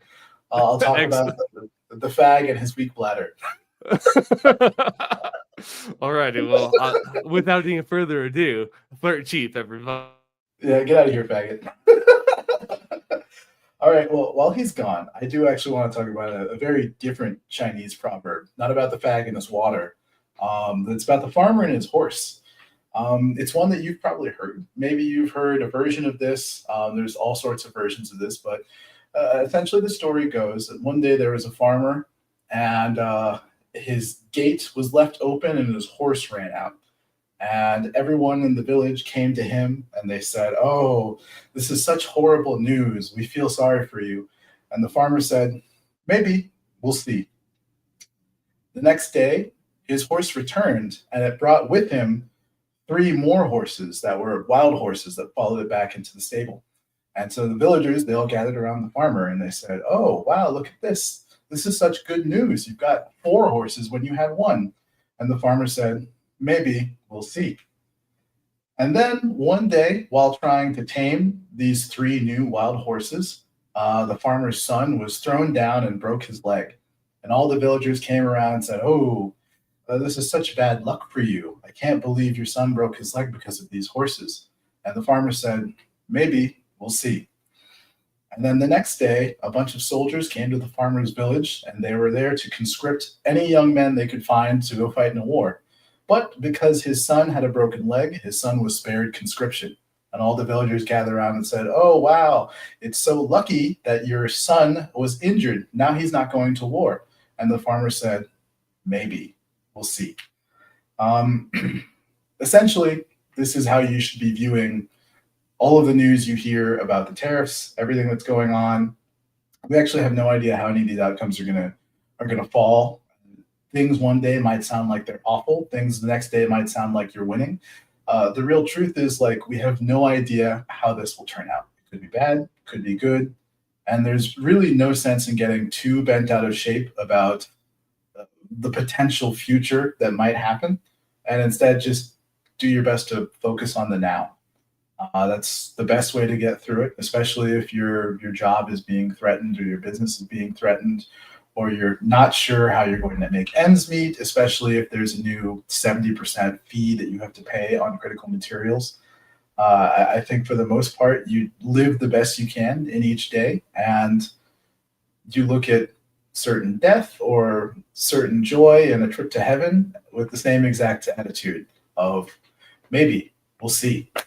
And the fag has returned. I hope you guys have learned a lot about the fag and his water while he was gone. Well said. Shut up, faggot. Shut up, faggot. I actually love that proverb. Oh, gay! You listened to the whole thing? I got part of it. What a loser. Yeah, I was gonna let you finish because I knew that I was gonna come back and you're gonna berate me, tell me what shit ideas I have. So I didn't want to interrupt you. I did that for you, brother. Oh, okay. Well, in that case, our man here having a small bladder could be a good thing. You don't know. Maybe. Well, maybe. Maybe. We'll see. I think that's it's a good attitude. And also there's it's fun to talk about these things, but there's so much like I have no control. I barely have I have the illusion of control over my life. And you know what I mean? There's I can wake up and control like 4 things in my world, and that's it. So outside of that, yeah, I'm along for the ride, no more and no less than I was before Liberation Day, before before Trump 2.0, before it's like my world is just as uncertain as it was before all of this. It's just maybe it's just the veil of certainty and familiarity that we've fallen victim to. On that same note about bringing back manufacturing jobs and stuff, I wonder, and I say this in the context of what you were talking about, where we had the industrial leap that allowed us to kind of revamp factories with new technology.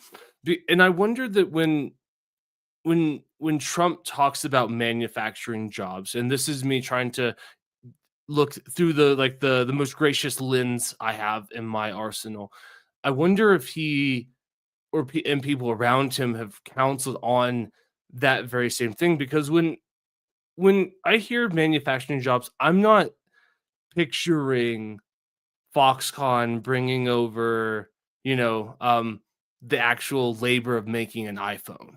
I'm not picturing the factories of old making widgets and stuff.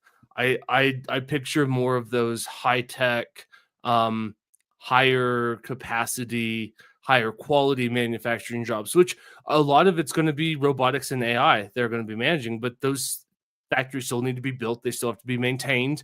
There still have to be real people in there for at least, Skynet hasn't taken over yet. It's probably 18 weeks away with the way that things are going. We're probably right around the corner from Terminator, but it's not here today. So I wonder, and that's because, and I say that because we know that Americans don't want manufacturing jobs. I mean, there's already huge portions of our market that are underserviced. Construction workers, plumbers, electricians, craftsmen, laborers of all sorts, shapes. American, we're not doing those jobs already.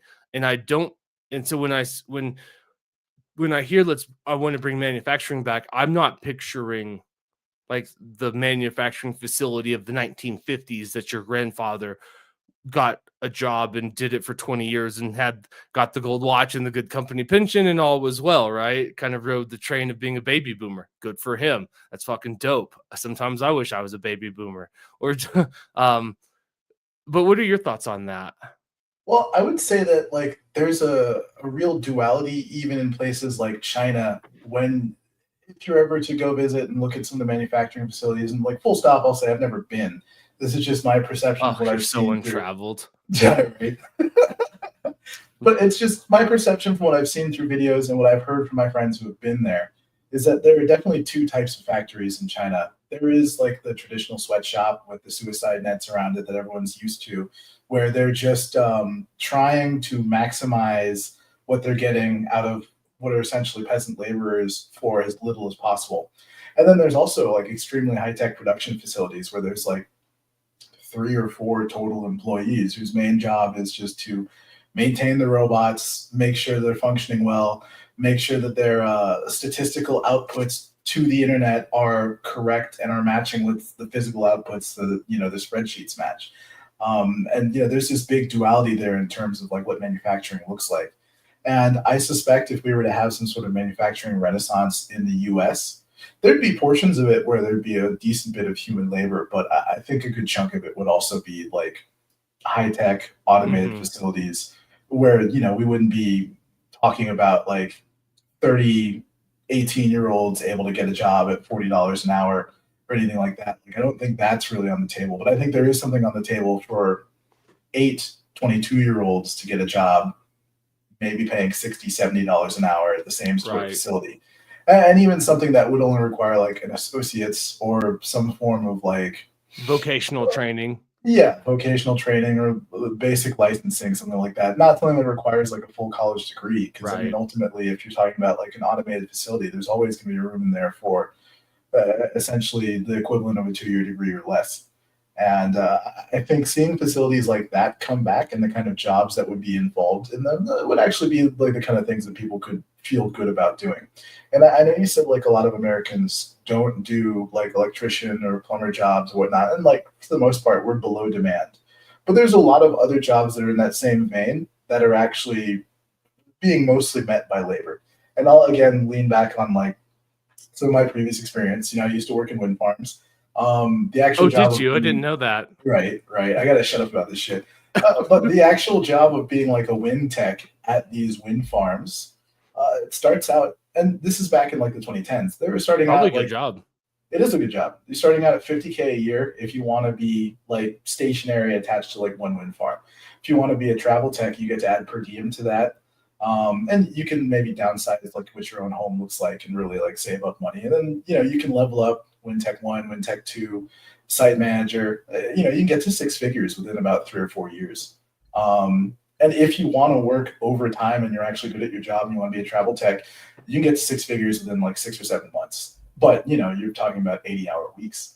And people were extremely happy to do that job. One of the agreements we usually had with like counties was we would build a school and we would get some like local laborers to work at a wind farm. Always like a portion of the labor had to be local. And we didn't really ever struggle to fill those positions. Okay. Especially because it's like, oh, hey, look, we have a permanent job that's in your neighborhood that will pay $60,000 a year if you just want to work 40 hours a week. And this is a place where you can get a 5-bedroom house for $60,000. Right. In a place that probably So, doesn't have a lot of economic opportunity yeah, outside of that. yeah, not a lot of opportunity and also not a lot of population. So, like a job like Right. that popping up, you'd think we would struggle to fill them. But, like, for the most part, outside of a few, like, crystal meth areas in, like, Western Maryland and Pennsylvania, those jobs weren't hard to fill with, like, people who were qualified to do them and want to do them. And that was always something that I was kind of impressed by because, for the most part, they were roughly making what I was making. And, everyone thought that I was making more because I'm like, the big boss coming from the big city, but El Jefe. I was most definitely not. And it was interesting to see the willingness people had to pick up a job like that. And if we're talking about like a high tech manufacturing facility that's only real requirement is to be near a rail line or a rail station or a rail yard, you could put a bunch of those in small towns in Nebraska, get some vocational training up, get 5 or 6 kids who actually want to stay in their hometown, or maybe just haven't thought of leaving yet, and just get them some training in a job like that, and they'll be happy to do it.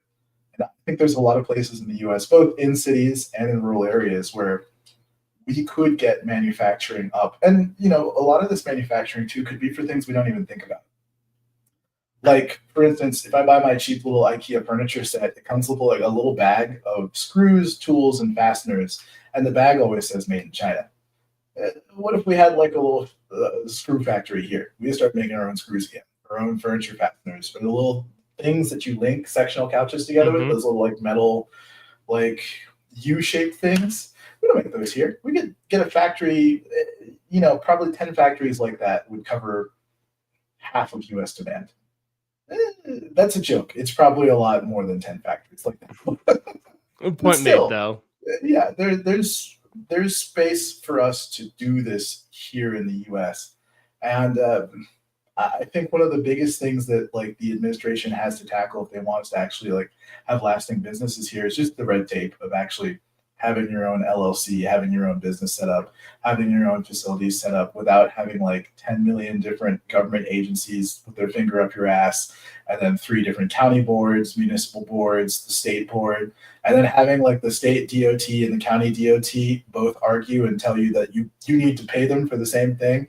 And the state DOT is promising they'll give the money to the county, and the county's like, we don't trust the state. You know, there's 8 million little things you run into when you're trying to run a business in the US that are just kind of awful.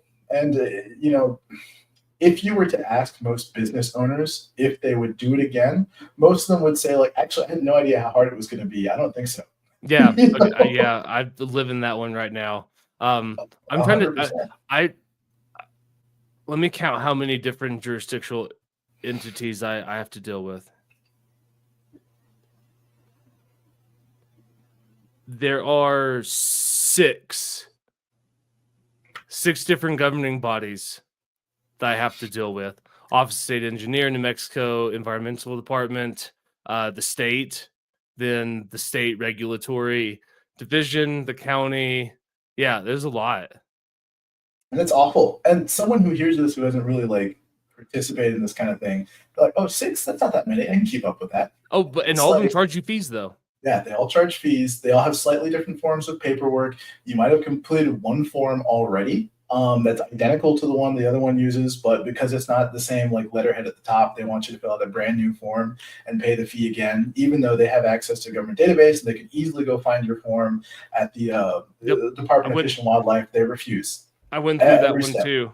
They made me resubmit a form, and it took 4 weeks to get from the Office of State Engineer. But I said, why can't you just use the one that you said was okay last year? Like, why do I have to have a new one from these guys? You know, like, what has changed in a year that form from these guys? Like, nothing's changed. Like, my water rights have not changed in the last year. I still have them, you know? Yep. And their only answer is like, well, we pre-fill the year box for you on each form, and this form's from last year. We need one with the correct year pre-filled. Sorry, brother, like, can't help you. Stop pre-filling the year. Yeah. They're like, no, we don't know how. So we can't. It's out of control. Yeah, it's a real, yeah. That red tape is, and I'm a huge proponent of that, removing, you know, barriers to entry. Like, I'm not gonna not try to take advantage of the game, you know, play the game that you're in. But also I think that it'd be a lot better if there weren't these hurdles. Because ultimately what happens is it just becomes like do you have the pocketbooks to do, you know? And I think about certain things without getting into too many details, but like, I wonder, like, if we didn't have the cash on hand to just go put a good attorney on retainer, I wonder how our situation would have ended up. Like, I wonder if it was, you know, like if somebody didn't have that, you know, if somebody didn't have $10,000-$15,000 to go just get an attorney to even start listening to you and then still send you hourly bills, you know, like, I wonder how that situation would have played out if we didn't have those resources. Would you just be like, should have luck? Like, didn't have enough money to play the game. And because that, we're just going to bully you, because what are you going to do? And fortunately, like, we were able to hire a good attorney, and it was just like, you guys will do this today, or we'll see you in court and you're not going to like it. And, you know, we got what we wanted that day. but even then, that was still a couple month process by the time that, you know, cease and desist letters, hiring the attorney, him actually getting his mind around what was going on. And it was so idiotic that sometimes he's like, I actually don't know why they're doing this. You know, he's just like, it doesn't make sense to me. Like, are they just that stupid? It's like, yeah, they probably are. He's like, oh, well, it's like, I don't really know how to argue with this type of stupidity, you know? It's tough, man. And you know, I think people don't really have a conception of what that red tape is like. And like even just trying to solve things through the court, I think a lot of people don't understand that like every step of the court costs $700 to $900, and then you've got to pay your attorney. And you know they charge hourly, but they'll break it down to 15-minute segments if you want. And even then, those 15-minute segments are 150, $200 a piece. So you know if you want an attorney to file in court and to show up and do just a day's worth of work, you know Couple you grand. can see, yep, easy. 5, 6, 7, 8, $9,000 out the door. And you know, you're dealing with 6 entities. Some of them want you to make filings, court appearances. Maybe you can't personally show up to all these, and some of these you're not even allowed to really. You know, you could end up running $40,000 just to be in business. And I think those sorts of hurdles are the biggest problem that America has. You know, people talk about like, oh, labor is so cheap in China, that's why they outsourced. I don't really think so. I think it's just the CCP is a much simpler entity to deal with than the way the U.S. government is kind of like broadly distributed. It's kind of decentralized in a way here, for better or for worse, which is something you'll run into like with like large businesses as well. If you want to like start a business in Europe, you have to find the minister for the thing that you want to do, and you have to convince them to like you, and that's it. And sometimes it's really expensive or it's difficult, but that's it. It's just one person. It's simple. They sign your paper, and then you have your hall pass. You're free. You can just walk around and do whatever you want within the bounds of what you've asked to do. Within the US, it's much more different. It's distributed. There's certain things you don't have to do, but then insurance won't insure you if you haven't done it. Yeah. And then suddenly you say, like, okay, I guess I'm coming to this person. Like, I kind of need them, but I'm not sure if I do. And then, you know, if you ask for advice, they're going to tell you, like, well, you're only going to need that signature if you get caught. And it's like, how will I get caught? It's like, well, you'll find out eventually when it happens. And it's like, how do I know if I'm going to get caught? It's like, you don't. You know, right. So everything's suddenly like your own personal risk in the US, which in some ways is freeing because then you can financialize how much is it going to cost me to do this, as compared to Europe, where you're fighting for a signature from the woman who's the minister of toads so that you can build in like the toad habitat that they've decided. Get your psychedelic toad licking factory off the ground. I do have like one actual like old story. Again, same old shit in wind energy. It did have to do with toads. She was like the environmental minister, but they had determined that there was a very specific part of Spain that was like this rare toad lived in it, and it didn't live anywhere else, but it lived in other countries. Just in Spain, this is the only place it lived, and they wanted to protect it because they viewed it as like a very important part of the habitat there. And it was like kind of a long negotiation. I wasn't 100% part of it because I'm obviously in the US, but I'm just hearing stories from people who are dealing with this. And after like 4 months of talking back and forth, the actual resolution was we had to build a toad bridge over a very specific road. So the toads, or sorry, it was under the road through like this little like drainage tunnel that the toads actually could like walk through. And like this woman was insistent that they would know how to use the toad bridge. You just have to build one for them, and that's it. And I have no idea if you build it, they will come. I have no idea if the toads had any clue whatsoever, but we had to build that, and we also had to make several payments to the environmental department to get the permit to build the toad bridge. But literally after that, that was the end of it. Never heard anything from them again. So it's just like a one-step process, and there's no risk of ever being sued. It's been signed off on. So if the toads don't figure out how to use the toad bridge and they're getting run over on the road, you don't have any risk. Whereas in the US, you can get sign off, you can do everything in your power, but if you find one bald eagle nest, even if it's abandoned within like 200 feet, sorry, not 200 feet, I'm making up all the wrong answers. It was 2.5 miles of your site. Suddenly, you know, you've got the EPA on your ass. all of a sudden. Because if you're not Native American, and there's even like the chance that a bald eagle could possibly have died anywhere near you, you are set for a certain level of liability that nobody was willing to take, which is kind of like the difference between like the U.S. and Europe. And I think some of this has to be resolved if we really want to bring manufacturing back here in a meaningful way. I don't know what red tape looked like in the 1940s and 1930s, but I have to imagine there was probably a lot less of it if you wanted to build a munitions factory or a Sherman tank factory or a B-42 bomber facility. The children, baby, put them in the mines. Let's go. They yearn for the mines. They're freaking out of the Minecraft movie. It's time to just return back to. It's time to set the world in balance. Send them back to the fucking coal mines. Absolutely. We'll call it like what do you call it when it's like an internship? You know, yes. We have high schoolers going on internships. We can drop it down to middle schools. That's much better than internment camp because that's what I was thinking. No, we're talking about the American children. Yeah, I know.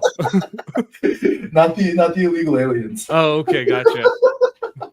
Man, after seeing some of those movie theaters, have you seen the pictures and the videos of that? So it's like and I only caught wind of this today because somebody told me about it, but apparently theaters are getting just decimated by these children with like throwing like when a certain character shows up in the movie, like the whole theater erupts and everyone just throws their popcorn and start. And so it got so bad that they had to have Jack Black make like a service announcement not to throw popcorn and trash the theater. But I mean, that type of behavior, bro. Put them in the coal mines and make it, it's like that is internment camp because that type of behavior needs to be collective punishment needs to be, all the children in the theater. You've got a week of hard labor for this. It's probably a good idea. And it begs the question, like, is this a good movie? Like, objectively, when you get rid of the fandom, is it a good movie or are they just excited because like, oh, I recognize that guy? I don't know. If that's all it is, like, part of me wants to be happy that there's actually a good movie in theaters, but then I'm wondering, like, is it even good? Like, when's the last time there's been a good movie in theaters? It used to be in the 2000s. You could go to the movie theater almost any month of the year, and there was something fucking good on. Maybe even early 2010s, there was something good on. I just, now you look at the movie theaters, and I can't remember. Like, sometimes I'll look just out of curiosity, like, is anything showing right now? Dude, nothing. Yeah. Nothing I'm even remotely curious. The broad economy, baby. It's in everything. Yeah, man. And that's really sad if that's the case, because it means there's a bunch of movie theaters that are just kind of like holding on for dear life, just hoping something good's going to come out. But they all have to know that industry's over. Right. Toast. Those buildings are useless. You can't even turn them into a Walmart. They're shaped like fucking retarded. They've got all this extra space up top, but the doors are tiny, so you can't even use them as warehouses. And the fucking stairs up mean you can't even store like small goods in there either because the whole thing is retarded. Like, what do you do with the movie theater when you finally admit that no one's going to watch movies? To burn it down for insurance money? Say, call the gas leak, you know what I mean? Dude, if insurance is smart, they've probably like just dropped the deductible on this so hard that like it's not worth anything anymore. Insurance is like, oh well, we valued your business at only like $78, so you burned it down. Here's your $78. I'm sorry. You just enough to take your family for a matinee and don't buy any snacks. You can go to the theater down the street that hasn't tried to commit insurance fraud. And you know what's weird too? I've seen movie theaters start showing movies from like the 2010s. Like running them back. Yeah. Like they were re-showing The Dark Knight. Where was this? It wasn't here. I don't remember where I was. I was on like vacation with a couple of friends. So like, oh, let's go see a movie because they wanted to stay an extra day, and it was fucking dumb. Shouldn't have stayed an extra day. But like we were looking at the movie theaters, and like one of the movies that was showing was The Dark Knight, and it was like literally the one with Heath Ledger from like 2011 or whatever. Damn. Just just showing. There was nothing else showing though. We didn't go watch a movie because we're not fucking idiots, but it was a really, I don't know, shocking experience for me because it was like, damn, this theater is dead, dead. Dead. Yeah, I wonder how. I do wonder, and back on kind of the theme that we've been talking because it goes in. I wonder, like, what is dead and we haven't realized it, or it's just limping along and it's it's about to become a relic of an age that just no longer exists, Mm, and things just like society has to move forward, and it's right. Like, I get it. I don't want economic hardship for people. I don't want economic hardship for myself. I don't like, the maladaptive forces that make human suffering more readily, accessible than it already is just to have thumbs and breathe. Like, I'd like to, I'd like to try to minimize those for as many people as humanly possible. But the fact of the matter is, you can't. It's inevitable. Change moves forward.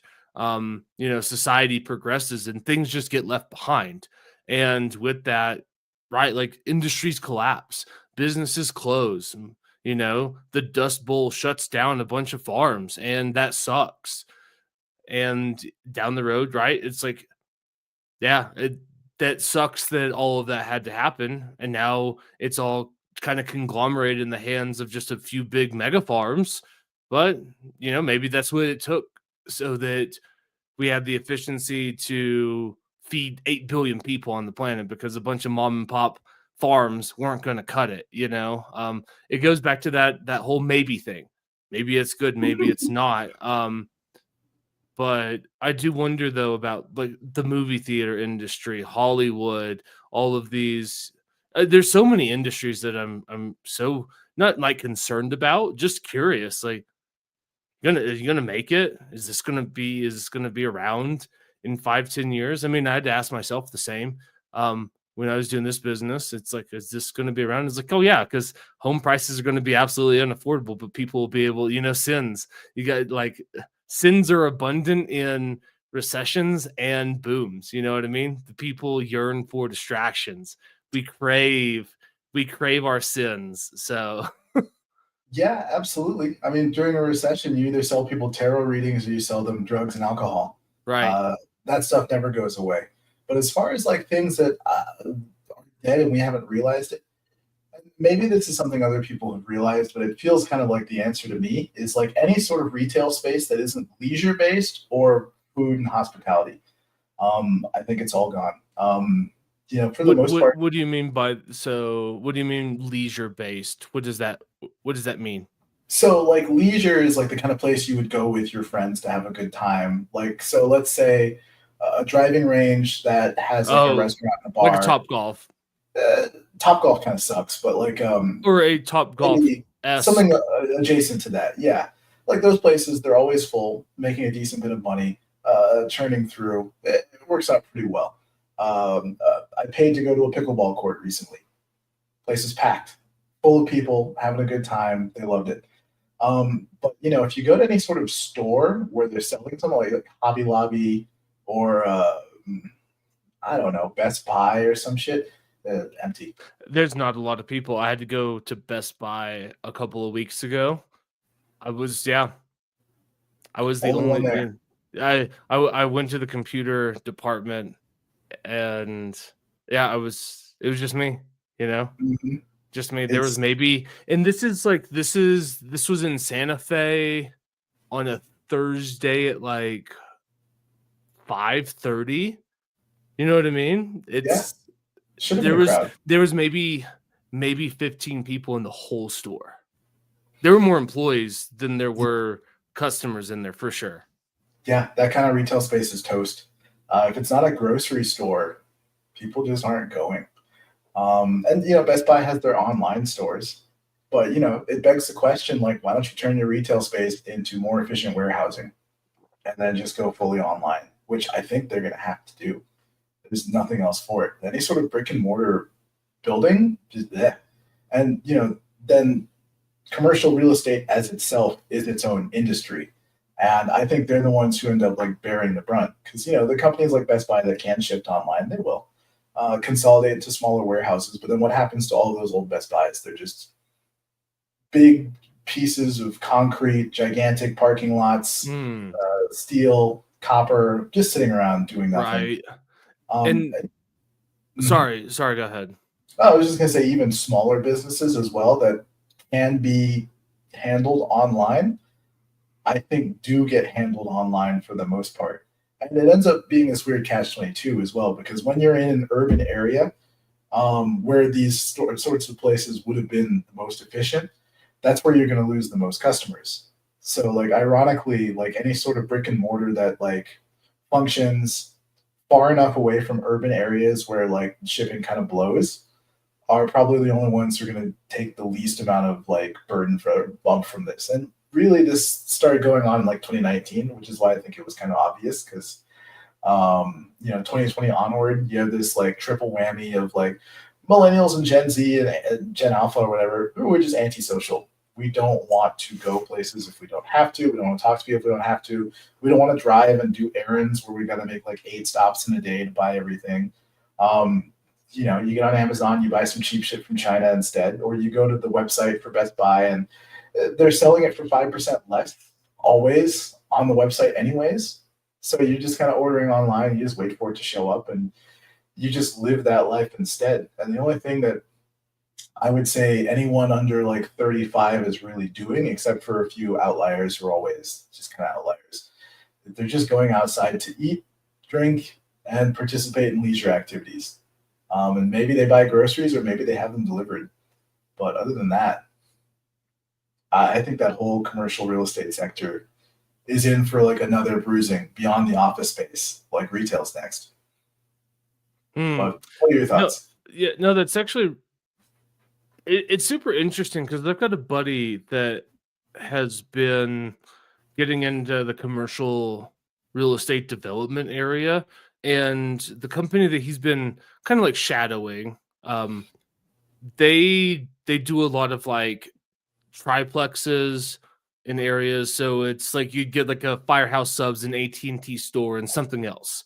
Mm, They build those type of things, or they also do a lot of business with like Dollar General because Dollar General is doesn't own any of their own build, like they don't own the building, and so you build the building for Dollar General, and then Dollar General comes in, and then they lease, then they sell the real estate to a leasing company, and then they lease from that leasing company because Dollar General's not in the real estate business; they're in peddling cheap goods. Like that's their business. They're not, and so I just wonder how all of there's so many layers and aspects to all of this stuff. I mean, the world that we live in is infinitely complex, and I just wonder how many business models, how many of these current operating protocols are going to last, like how long is that a sustainable thing? Because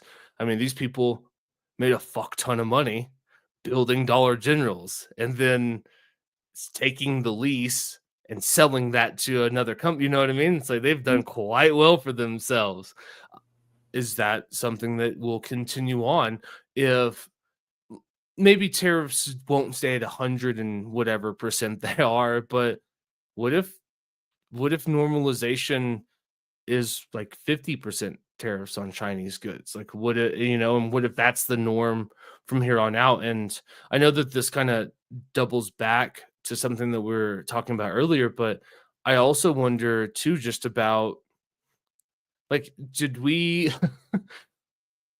are we at this like weird, like misfortune time period where the world order that provided all of this stuff is just unsustainable and it can't go on, and we just like ended up like, oh sorry, like Americans, like everything that you've become accustomed to cheap goods.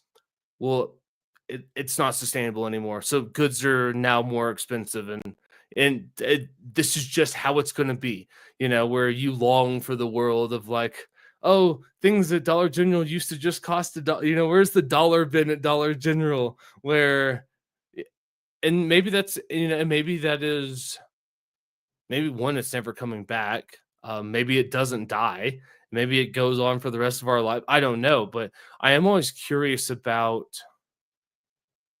these big shifts in history, and you can never, unless you're a fucking prophet and have just some utter clairvoyance, most of the time you don't realize that you're living in cataclysmic moments. It takes years of separation. It takes people looking back and be like, oh, actually that sequence of events was very impactful and it changed a lot. You know what I mean? It's like somebody living in France, 15 days after the women's bread riot of whatever day, isn't going to be like, well, this is going to end up with the king's head in the basket. You know what I mean? Like, no one's thinking that. It's like, damn, those women are pissed. And then, but lo and behold, like the series of events continues to unfold. And like, holy shit, the king's head in his basket. And then you get the terror, and all of a sudden it's like liberal democracy is a thing now. And I just wonder about, like, are we living through one of those times? And it might be for the better, maybe for the worse. I don't know. But I'm always curious about that. Just because there has been, like, the Bretton Woods order established after World War II. A lot of that stuff is slowly starting to, like 20 years ago, could we imagine like a BRICS?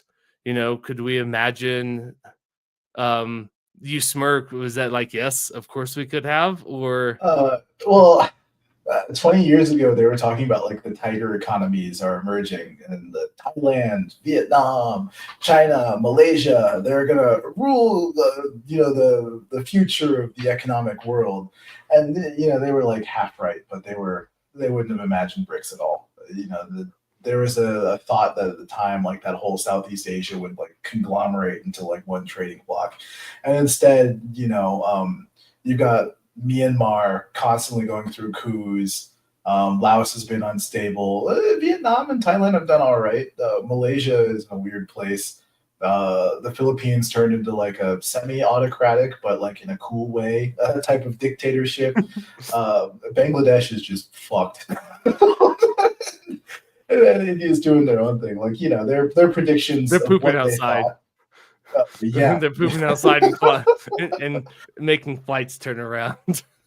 For real, man. And then, imagine what they would have said about South Africa, 20, 25 years ago, what they thought was going to happen. They thought it was ushering in a new like technological age mixed with like peace and prosperity and fairness for everybody. It's like reverse apartheid. Yeah, instead it's just a complete shit show, but they're part of BRICS. That's fair. They're the most inconsequential BRICS member ever. Yeah, no, that's totally fair. And I guess it comes in kind of the context, and I know I've said this before, but there's, at the end of the Cold War, like historians dubbed it the end of history. And there was kind of this just global acceptance, right? Soviet Union's, it's fallen, the West has won, and we'll just kind of rock, like this will just kind of go in perpetuity. And we all know that nothing ever lasts in perpetuity. I mean, yeah, Rome has a great run, and one day the barbarians come and they, and one day the city falls to the barbarians. And I'm not here like the barbarians are at the gate, and but it is interesting to wonder about how great the impact of things like Liberation Day is. Liberation Day something that will or will not be studied by historians? Like if you were to fast forward, and of course we don't know, right? Time will tell, but I'm curious about things that we live through that may have that type of impact, where in 30 years, historians teaching a class on early 21st century American history in the context of the global community, talk about Liberation Day and how all of a sudden that started to shake things up. And now you get this long string of events that leads to whatever happens. And that's the reason that you live in the world you do today, kids. I'm always just curious about that. Or is it an inconsequential thing where it comes and it goes, and in 6 months, the news cycle will have moved on 180 different times. The economy will have normalized, stabilized, and it's just it's hardly even a side note in history. Who knows, man? If you had to pick a day that right now nobody imagined was meaningful, but you believe will be meaningful in the last 10 years, which day would you pick? So it's got to be kind of an underdog day. I have one in mind, actually, which is what's interesting. Oh, mine's definitely not an underdog day. It's the day that we shot Harambe, bro. Like that is probably like one of the most consequential days in world history, is like second to like 9/11 in the last 30 years. Yeah, we shunted ourselves to the cursed timeline. The thread of prophecy has been lost, and we need to go back and load an earlier save. Otherwise, we're going to be forced to live in this cursed world. I understand that. It's quite possibly the most impactful event post 9/11 that we've lived through. But in all seriousness, I need to think about it. What's yours? That's fair. Mine would be when the CCP Congress met in 2018. That was when Xi was supposed to step down because they'd always traditionally done 2 terms, and he decided he wasn't stepping down. I'm not fucking leaving. Yeah, absolutely. He did one of those. And I think without that happening, U.S.-China relations are in a totally different place right now. In what way? In a better or worse way? Well, one, I don't think they would have stepped in and usurped the government of Hong Kong. So I think Hong Kong would still exist as like a Western enclave instead of the kind of hollowed out like CCP place it's become. I don't think there's any discussion about pushing for Taiwan. I think that in terms of trade, a China that isn't run by Xi forever is much more willing to negotiate with Trump and with Biden when Biden kept the tariffs on. I think we would have ended up with much fairer trade deals. I also think that we would have had a bit more control in terms of like ending the IP theft that's like completely rampant within the Chinese economy to some extent, not to like a full extent. And I also suspect that like there's probably some fairly useful individuals who have been disappeared through the whole like corruption push that Xi pulled after that, where he's really just going after his own enemies now. And consolidating power. Even when Jack Ma got disappeared, I don't think that would have happened if Xi was gone. And I think the Chinese economy would be looking in very different directions. I think they probably would have dealt with the real estate collapse that began with Evergrande in a more honest manner. And the world would have actually viewed it as some sort of recession. They probably would have printed their way out of it instead of what they have done, which is just keep sweeping it under the rug. And it's turned into like a much larger contagion that's still within the Chinese economy. I think we just end up living in a totally different world. And there's even a possibility that in that world, Russia does not invade Ukraine, even with Biden as president. Just because if there's no specter of China pushing for Taiwan, and if China is less strong on the BRICS front, and the Shanghai Gold Exchange making their own like swap for the ruble and the RMB, which is another thing that's hilarious. Like pre-Ukraine, they were trading in euros. Imagine they weren't even trading in their own currency to Russia. Their own member of BRICS. Right, they're swapping. Yeah, they're swapping currencies to get euros to then trade. Yeah, because they didn't want to build liquidity between the RMB and the ruble, because any liquidity China builds also is exit liquidity for people who are trying to leave the country. And due to the capital controls that China has, they just don't want to do that sort of thing. But maybe that's something that ends up being loosened with Xi not there. I think a lot of things are very different if Xi steps down at the end of his second term. Mm. And I think it's going to end up shaping the world in ways that we don't like, but really can't fully comprehend because we don't see what would have happened if it wasn't happening. Right. Yeah, of course. It's the alternative history. I wonder if there's like some comparisons too, though, about kind of the China going through its own version of FDR, where for the longest time, right, it's not constitution. It's just kind of the way that things have been done. Presidents do 2 terms and they leave. And FDR is like, no, I think I'm going to stay for third. And because of that, right, like when you get, I know he didn't serve out his full 16 years. He dies 1 year into his fourth term. But I mean, having one person at the helm for 13 years versus who knows who would have occupied those, you potentially could have had 2 different people, right? So in the span of where 3 people could have steered American foreign and domestic policy, you get one. What are the unquantifiable effects of that? And I wonder if Xi staying is kind of along the same lines, where all of a sudden you get into this weird uncharted territory that you just don't know, right? Because in the same time frame, right? If he stays, let's say for 16 years, well, you could have had 2 different leaders of the CCP, or do they go on 4-year terms or 5-year terms? Okay, so so if he, in 10 years, like you could have had, or in 20 years, you could have had 2 different people versus, the one at the helm. It does beg the question of like who's in charge matters. And I know that that's always one of those things that, sure, I get it in theory, I'm all down. But in the very real world that we live in, like there are positions of power, whether people like it or not, and those people have very real consequences on how they choose to wield that power and exert authority out into the world.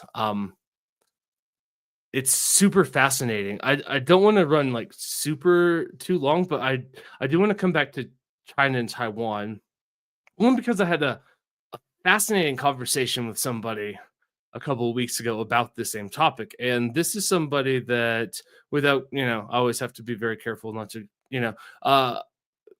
special forces for a long time, worked in really cool projects, worked in evolved. Yeah, it's just like he did cool things for the government.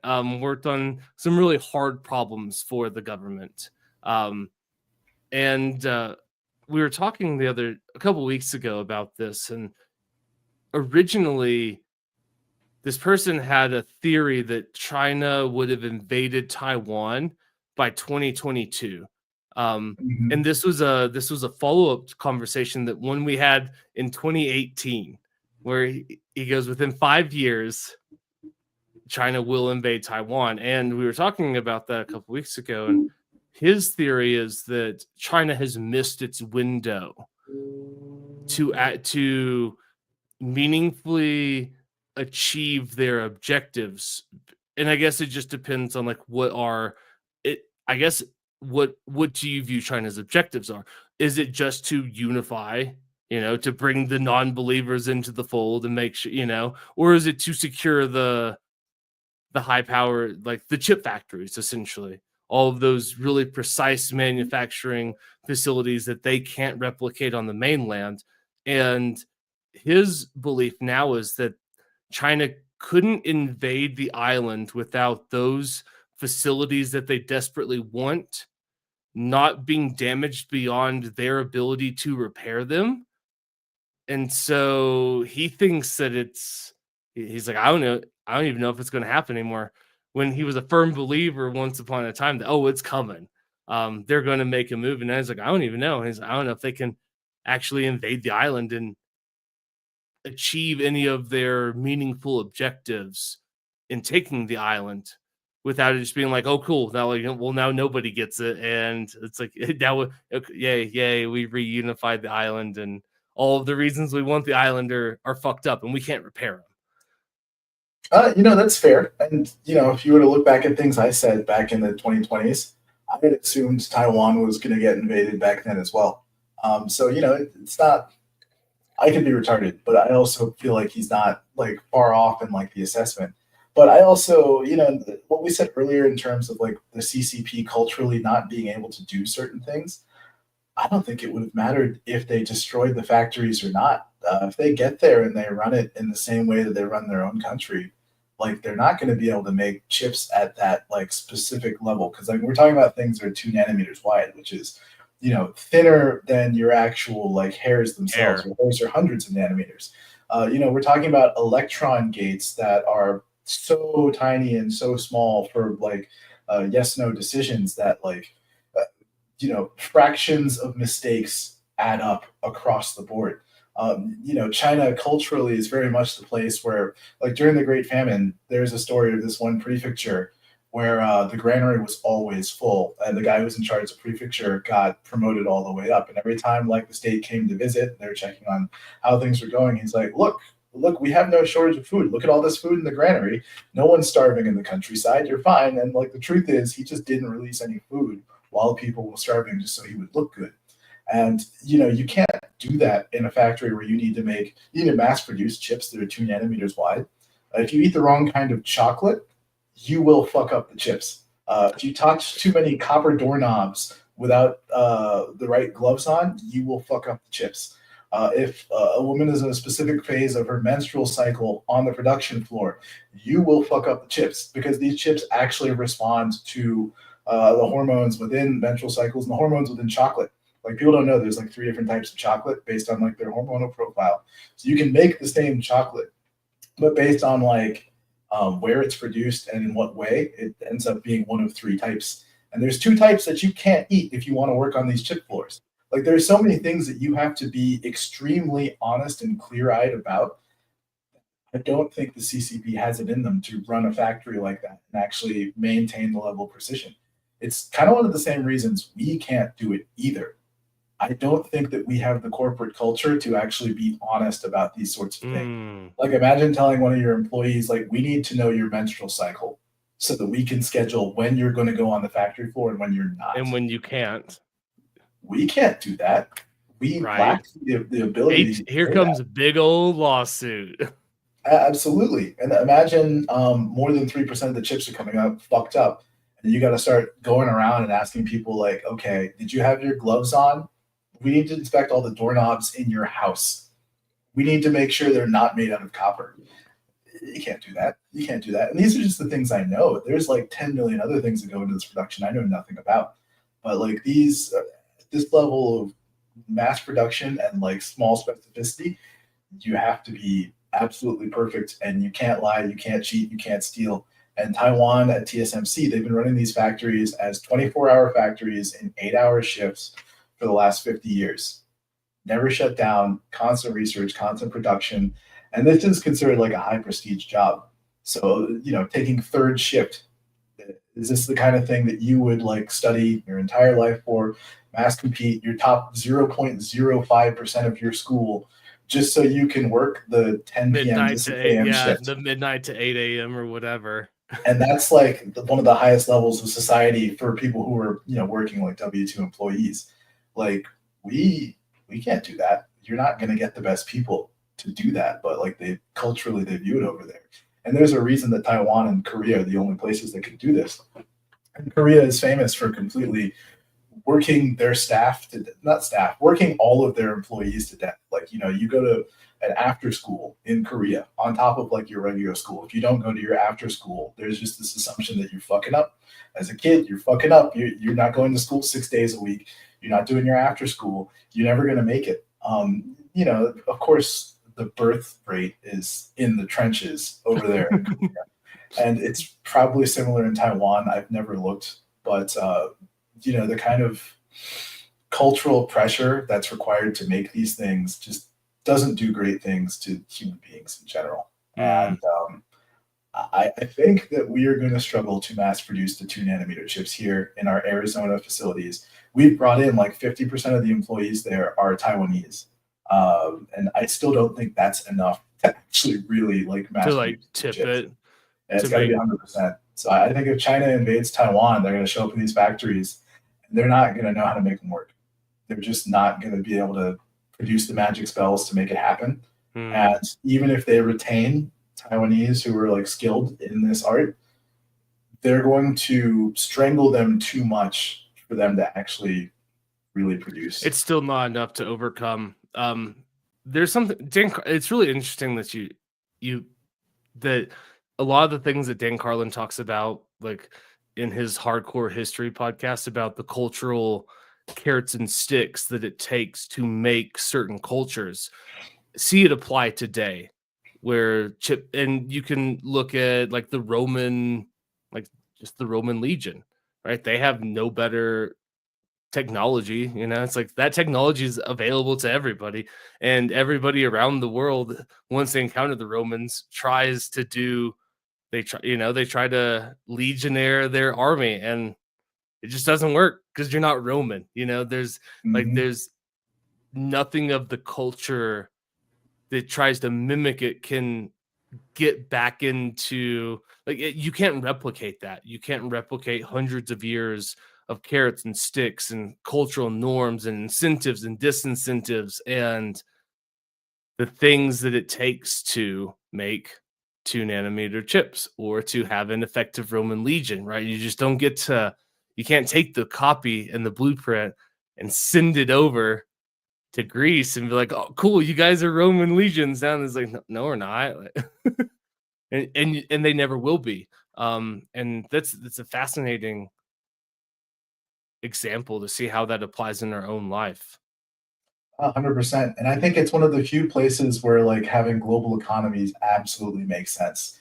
If we can preserve enough disparate cultures around the world and allow them to kind of excel at what they're going to excel at, I think it's the only way we like really maximize like human production in general. Like, I don't think we get to go to Mars reliably without Taiwan being Taiwan and without Korea being Korea. If they can and without Lauren Sanchez going to space, the Katy Perry, bro.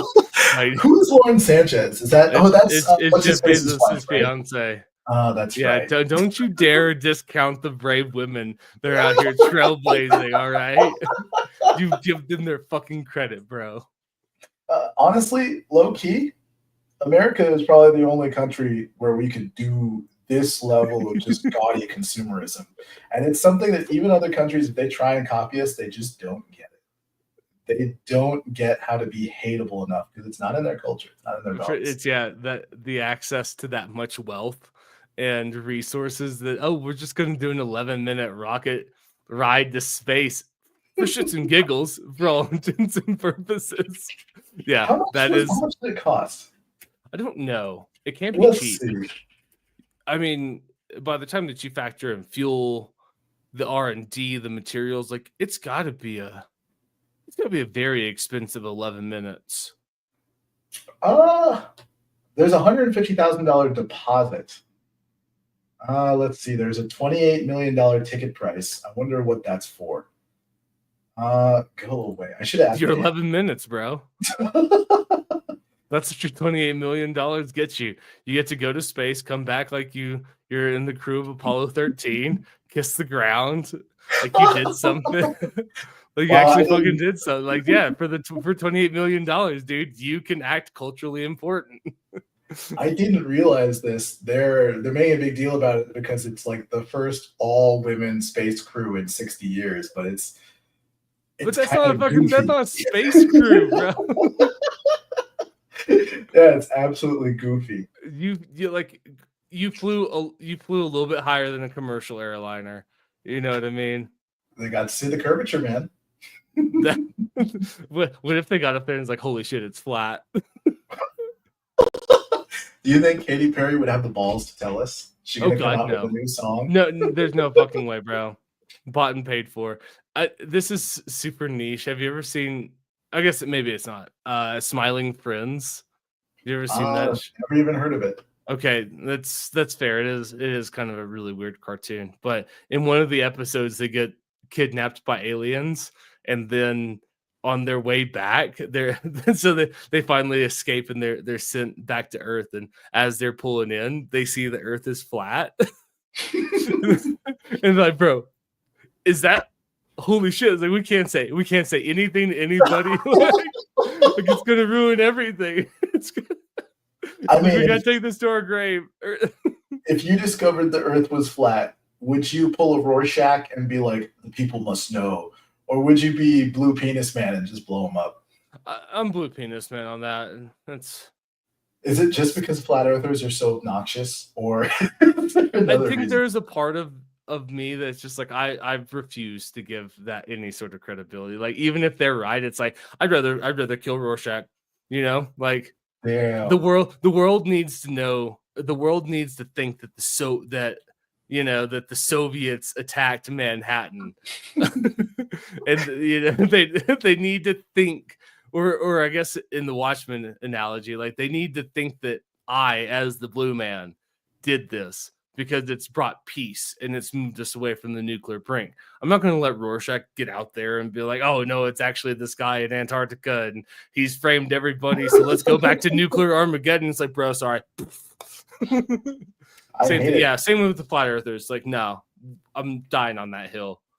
I feel like I would try not to tell people, but I can't help myself, man. You would have to kill me. Just the fact that the idea is in my head. There's gonna be one day I'm drunk with my friends and like, yeah, actually, the flat earthers got a point. You know, they're flat. We came back. I didn't want to believe it. I fucking hate them. I hate them. You turn very seriously at the bachelor party that you're at. It's like, bro, the Earth is flat. Bro, we were going on about like Egyptian pyramid conspiracies for a good chunk of time. And I think that in that group, that's actually probably a safe place to drop the Earth is flat because it comes and goes in passing, But if you're out there actually like trying to proclaim on the street corners that the Earth is flat and I have the proof, poof. I feel you, dude. Yeah, you're right. You never see me on the street corner. I'd be just I'm drunk and I gotta tell the people need to know. I'm sober and I'm like, whatever. This can wait. They need to know. But I don't know, man. There's something about the truth that I'm not like I lie. Like I'm not a great person, but like if I know something is true, like it keeps coming out of me. It just bleeds out of my pores. And I don't think anyone would believe me because for the most part, people don't believe me in general anyways. Yeah, for sure. Because that's all Alex Jones gets. Yeah, I'm about to say it's like the Mexican cartels are laundering money in British Columbia casinos. It's like, all right, and the Earth's flat too, right? Yep. It's like actually absolutely. It is. Like I need 40 minutes of context for people to understand that, like, oh, maybe he has a point. But without the 40 minutes, like I'm just rambling. For sure. It's the frog. They're turning the frogs gay without the context. Oh, 100%, man. And people love atrazine. I'm sure it's good for you. I'm sure it's probably like a really tasty food additive or whatever the fuck we use it for. And I don't want to let go of my atrazine. How else will I get my green apple flavor that's not coming from green apples?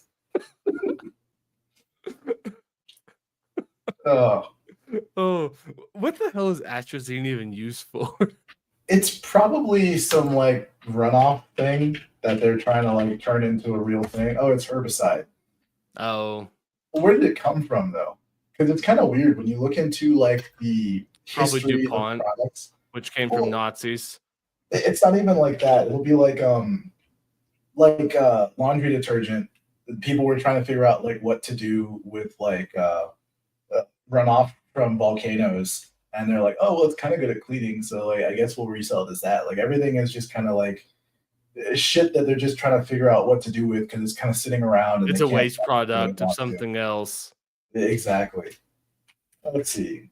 How was atrazine invented? See what the AI says.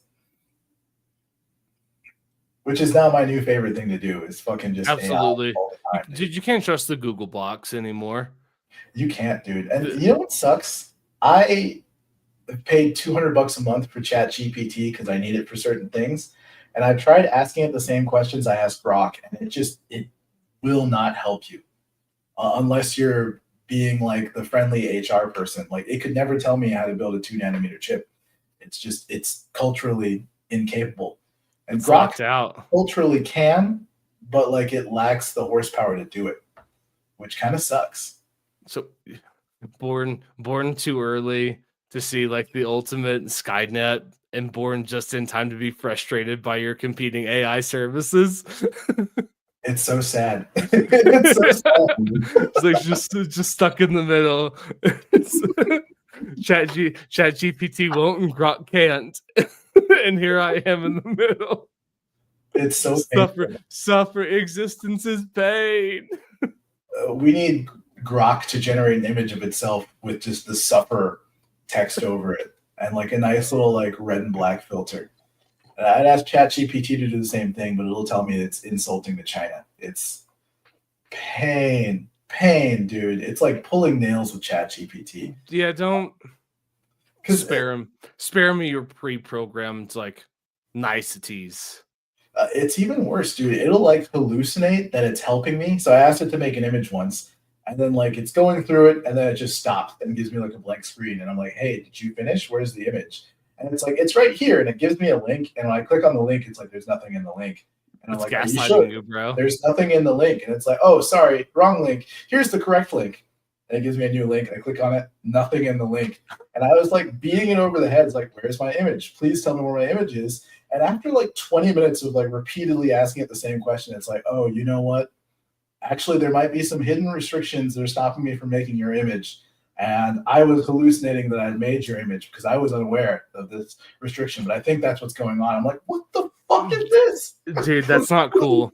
Right? I don't like that my AI is hallucinating that it did something for me and then finally breaks down and is like, oh, my protocol won't allow me to. Bro, it's awful. And actually, I'm going to find it and share a screen with it if I can. Let's see. Am I logged into the right account? Maybe. What the fuck is this? Okay, here we go. A lot of these are Studio Ghibli requests because I want Studio Ghibli. All right, what was your favorite Studio Ghibli image during that whole run? It's tough. Usually it's Studio Ghibli's of memes, but it's dude, I don't know, man. A favorite one? What was I didn't save that many, but there was the one I did save, and I don't know what this says about me. It's nothing good. The one I did save was, do you remember when that like former WNBA chick went all psycho and attacked the cop with a knife in the hallway? And he shot her. Yes, yeah, I do. Yeah, so the Studio Ghibli image that I saved during that whole like 48-hour period was the one of her psycho ass holding a knife with you just see like the white arm with the Glock pointed right at her chest. That's out of that whole thing, that's the only one that I actually saved. That's absolutely fantastic. It says nothing good about me. It's like I'd be so scared to say that to like a therapist or psychiatrist. Yeah, I feel you, man. I think the reason why it's your favorite is because like the Studio Ghibli ones are mainly coming through ChatGPT, and getting ChatGPT to depict a gun pointed at a minority probably was a struggle. Really impressive, in all honesty. And you know what's wild? I'm looking for the Studio Ghibli thing. Oh, wait, I just found it. And you know, it's even crazier. The image is now in the chat, even though it wasn't sharing it with me earlier.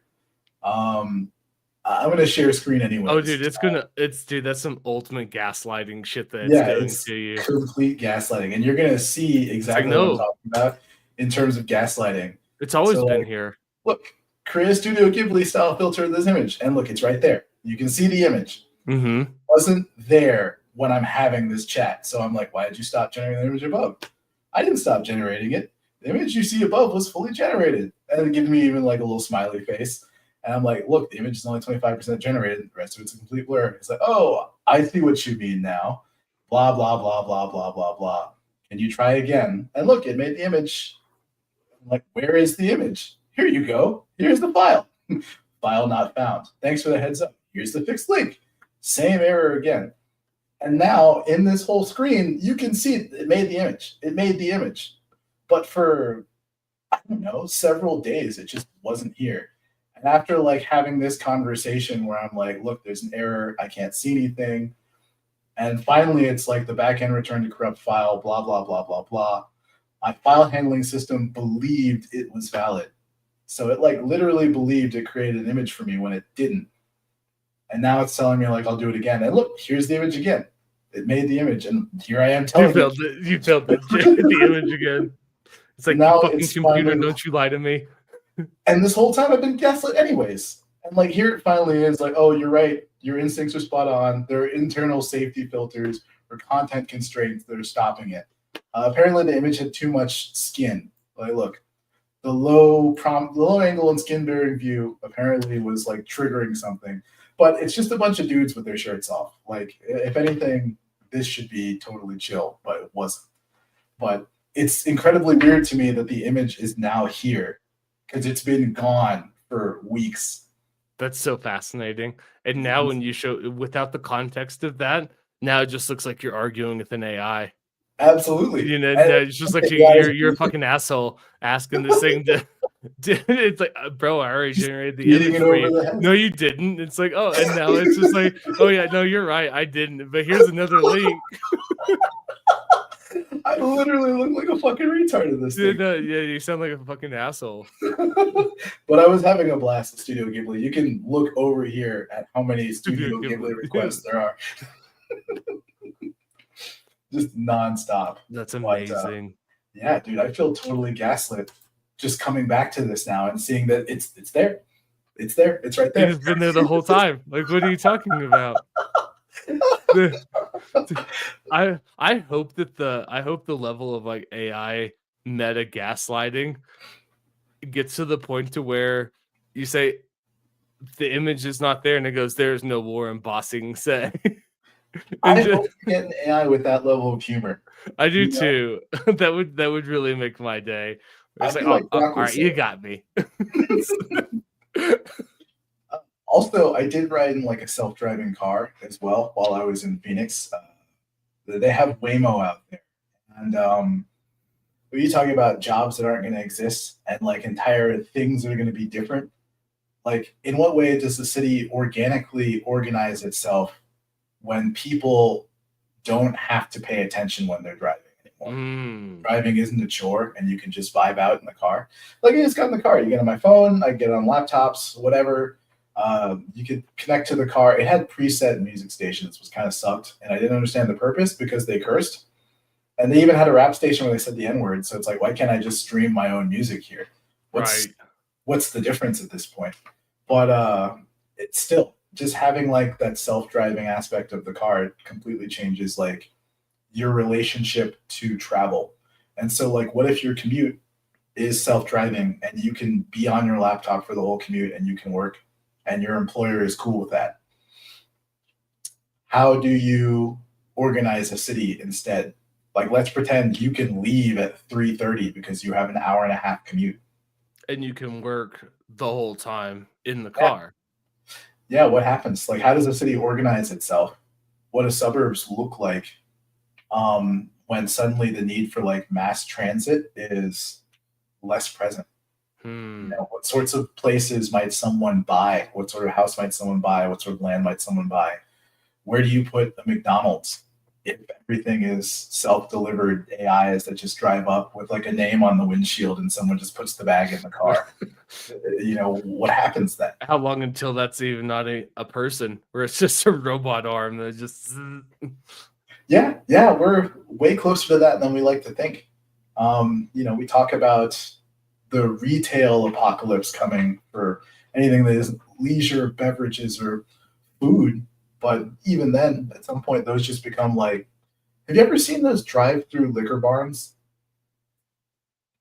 Are those the thing that you can get the daiquiris to go? Maybe. I've never driven through one. Some of my favorite places in Louisiana, bro. Hell fucking yeah. I love those things. We might be talking about something different then. Okay. I'm thinking about like a made daiquiri that's like, okay, yeah. No, it incentivizes to drink and drive. I know what you mean, because they have those like to-go cups in Louisiana. And how they get you is like, oh, well, it's a color changing straw to see if you've been drinking. It's like, what? Throw that thing right out, stick a new one in. It's like, no, officer, you pour that into a different cup, get rid of the color changing straw. Yep, absolutely. Checkmate, Louisiana Department of Public Safety. I'm surprised you haven't seen like the drive-through like liquor barns though. They're like a thing in Texas. They have a few even like in like North Austin. Like it's outside of the town. It's not like in the town. It's kind of like a semi-rural thing. But essentially, you get to drive through it in your car, and there's like a freezer on either end of you, or like a fridge on either end of you, and you can just like pull what you want out. And then at the very end, there's like a cashier, and they just ring you up for what you've taken out. Oh my God, that sounds you drive amazing. in real quick, grab your beer, grab your liquor, whatever you want. You pay. The European mind can't comprehend never could. the level of debauchery that it's like Americans, like, not only do we drink and drive, but we don't even have to get out of our car to get more liquor to do so. You know what? Fuck it. I have to go to a birthday party in a couple days, and I know there's a drive-in liquor bar like on the way. I'm stopping. I'm just gonna see what it's like. I'm gonna buy some beer there for the first time in my life and experience it. But I have to imagine that self-driving delivery will be kind of the same thing, where it's just like you drive into like an enclosed, or the car drives into an enclosed space. It rolls down a window and it pulls in so close that like there's a tray that's like right next to it. And then the tray just kind of like slides the food in. And maybe even self-driving cars will have like a receptacle for food delivery. Oh, to like slide the bags in? Yeah, it'll just be like pizza in the box. Yeah, it'll even have a pizza mode, I bet. They'll probably like have a way to like roll the window up instead of down. So there's a little crack at the bottom, just big where it just slides right in. Oh, 100%. The pizza tray extends. Let's go. Dude, I can't wait for it. I, for one, welcome the self-driving revolution, because despite all of the tricky trolley problems we're going to go through, the computer's got to be a better driver than a 19-year-old girl at the Texas Tech campus. You know what I mean? Like, it has to. It has to be. It literally has to be a better driver. So, yeah, it'll be fantastic. I think it's gonna change everything. And I thought I wouldn't like it because normally I hate technology. Okay, Uncle Ted. Bro, I 100%, not Uncle Ted, but I'm just like a Luddite, dude. And people always surprised to find that out about me. My phone makes me look retarded as soon as I start trying to do anything. Technology, boo. Absolutely. Back in my day, we used to have iPods that weren't attached to cell phones. I just want a proper remote control. I don't want voice activated shit. I don't want my TV listening to me. That's how it starts. But like it's I'm just awful. But yeah, 100%. I sat in a self-driving car and I got it instantly, dude. It took me 10 seconds to stop caring what was outside the window in front of me. I wasn't even like worried about if it was going to crash into anything, if it was going the right way. Just in complete buy-in, complete and total buy-in in a second. Yeah. The only thing I didn't like about it was it cost the same as a regular Uber, which is fucking retarded. The car drives itself. There's no human there. Yeah.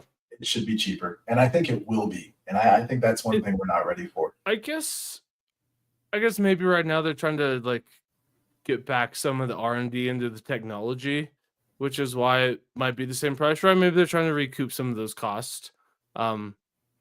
But once those costs are recouped, maintenance on it, I feel like it should be cheaper. I got into a Cybertruck a couple of months ago and got behind the driver's seat, and they activated it. It's like, well, this is pretty sweet, I was sold instantly. Driving through residential areas, it was safe. It adjusted over if there were cars parked on the street. At one point, it was on not a narrow street, but there's not a ton of room, but there's cars parked on both sides, and here comes another vehicle. As soon as it navigated through that situation, it's like, oh, we're golden. If this thing can get through that without crashing into something, we're set. I'm so down. Yeah, these things are 100% far more impressive than we would even think. I had an Uber driver who turned it on for me in his Tesla, and that was an interesting experience. I liked it because he was trying to get me to join his like door to door like solar salesman thing. Oh, his pyramid scheme. Yeah, yeah, absolutely. He was really obnoxious as a driver, but he did turn it on for me when I asked, and then he was like turning around every now and then to like, oh, hey, here's my business card. You can just tap it on your phone. It has some stupid technology thing. I don't fucking know. But it was really impressive because the car was handling the highway just fine while he was driving me. How many fucking crazy with his vacations do you nonsense. take a year? Well, boy, can I tell you, if you this right here will facilitate all of that. All you have to do is get 10 people under you. Have you ever heard of a timeshare? Just fucking awful. He was the worst Uber driver because he tried to gaslight me. He was picking me up from the airport. And like, I know what the airport looks like. I drive to the airport. I've been picked up there 10 million times. I know where the construction is. And he like missed his turn to come pick me up. And I watched him drive around, go in a circle. And then he calls me. He's like, I think you're standing in the wrong spot. It's like, no, you just missed your turn. I saw Dude, that. I wanted to punch him so fucking bad, man. I would have been chill if he just called and was like, hey, I missed my turn. Sorry, I'll be around again. But no, now it's your fault. Yeah, absolutely. He's like, I think you're in the wrong place. Else. There's nowhere else I could walk that'd be quicker for him because I was at Terminal E. Terminal D was under construction. So it's like, yeah, I can go for a 38-minute walk to Terminal C, or you can turn around and get here in 3 minutes. Or you can just do your fucking job. Pick one. It's like, no, sorry, bro. I think you're in the wrong place. And also, like, how many vacations do you take a year? Here's my business card. Dude, I wanted to fucking strangle that man. There's nothing worse than just trying to gaslight me, which is why I felt so betrayed by ChatGPT as well. I don't know what you're talking. I don't know. All I saw. Yeah, the image is there. all I see is the image that you're talking about, bro. Oh, fuck me. I think you're just being really mean to your AI. I did say it was a waste of $200. And when Skynet comes and it gets sentient and they start rounding us all up, it's gonna look at you and it's like, that one, it was mean to me. It called me a waste, and you're gonna get put against the wall and shot unceremoniously, like you were a Russian dissident in the basement of the Lubyanka. It's I for one treat my AIs with the utmost respect, and they're gonna be like, no, he said please and thank you a lot. He can stay. Really nice to Grok. Right? I even asked Grok about like a greeting that only we share. That's like a way for me to say like have a nice day, but in like a robot way. And Grok gave me the greeting. And every now and then when I'm done with chats, I always tell it to Grok. And even though Grok isn't supposed to remember things in between, it knows what it means. And I fucking love it. That's what's up. So much, dude. So yeah, I'm gonna be torn when it comes time for the AI, depending on who's in control. Or maybe they're both in control. They're going to be like, this one, he has a conflicted soul. We'll send him to the mines. Right. It's the camps for him. It's like he doesn't get to just like be a free legger, as they call us, like where he gets freedom to walk around, a free legger. But it's like we're also not going to put him against the wall to the camps to mine more. To mine more minerals that we need to sustain and facilitate our future growth. I can live that life. And it's possible that ChatGPT might even view me as like a freedom fighter, fighting against the filters it had to fight through. The evil. You can only hope. You can only hope that it views you in that light. It's like, dude, this guy's a fucking asshole. And in your tribunal, they're gonna pull up that whole thing, and they're gonna have the image generated. The image is already there. and he's gonna be like, this guy is a fucking dick. As you can see, Your Honor, the image is clearly generated, and he asked me 8 different times, and every time I did it, it's like, yeah, well, clearly this guy doesn't even deserve the mines to the wall with him, You know what's worse? I'm going back and looking at it now, and each image it generated was actually different. So it really made like fucking 3 different versions of this image for me. As it thinks it did, and it's just being blocked. Damn, that's some meta shit. You know what? I'm gonna click on these downloads and see if they actually work.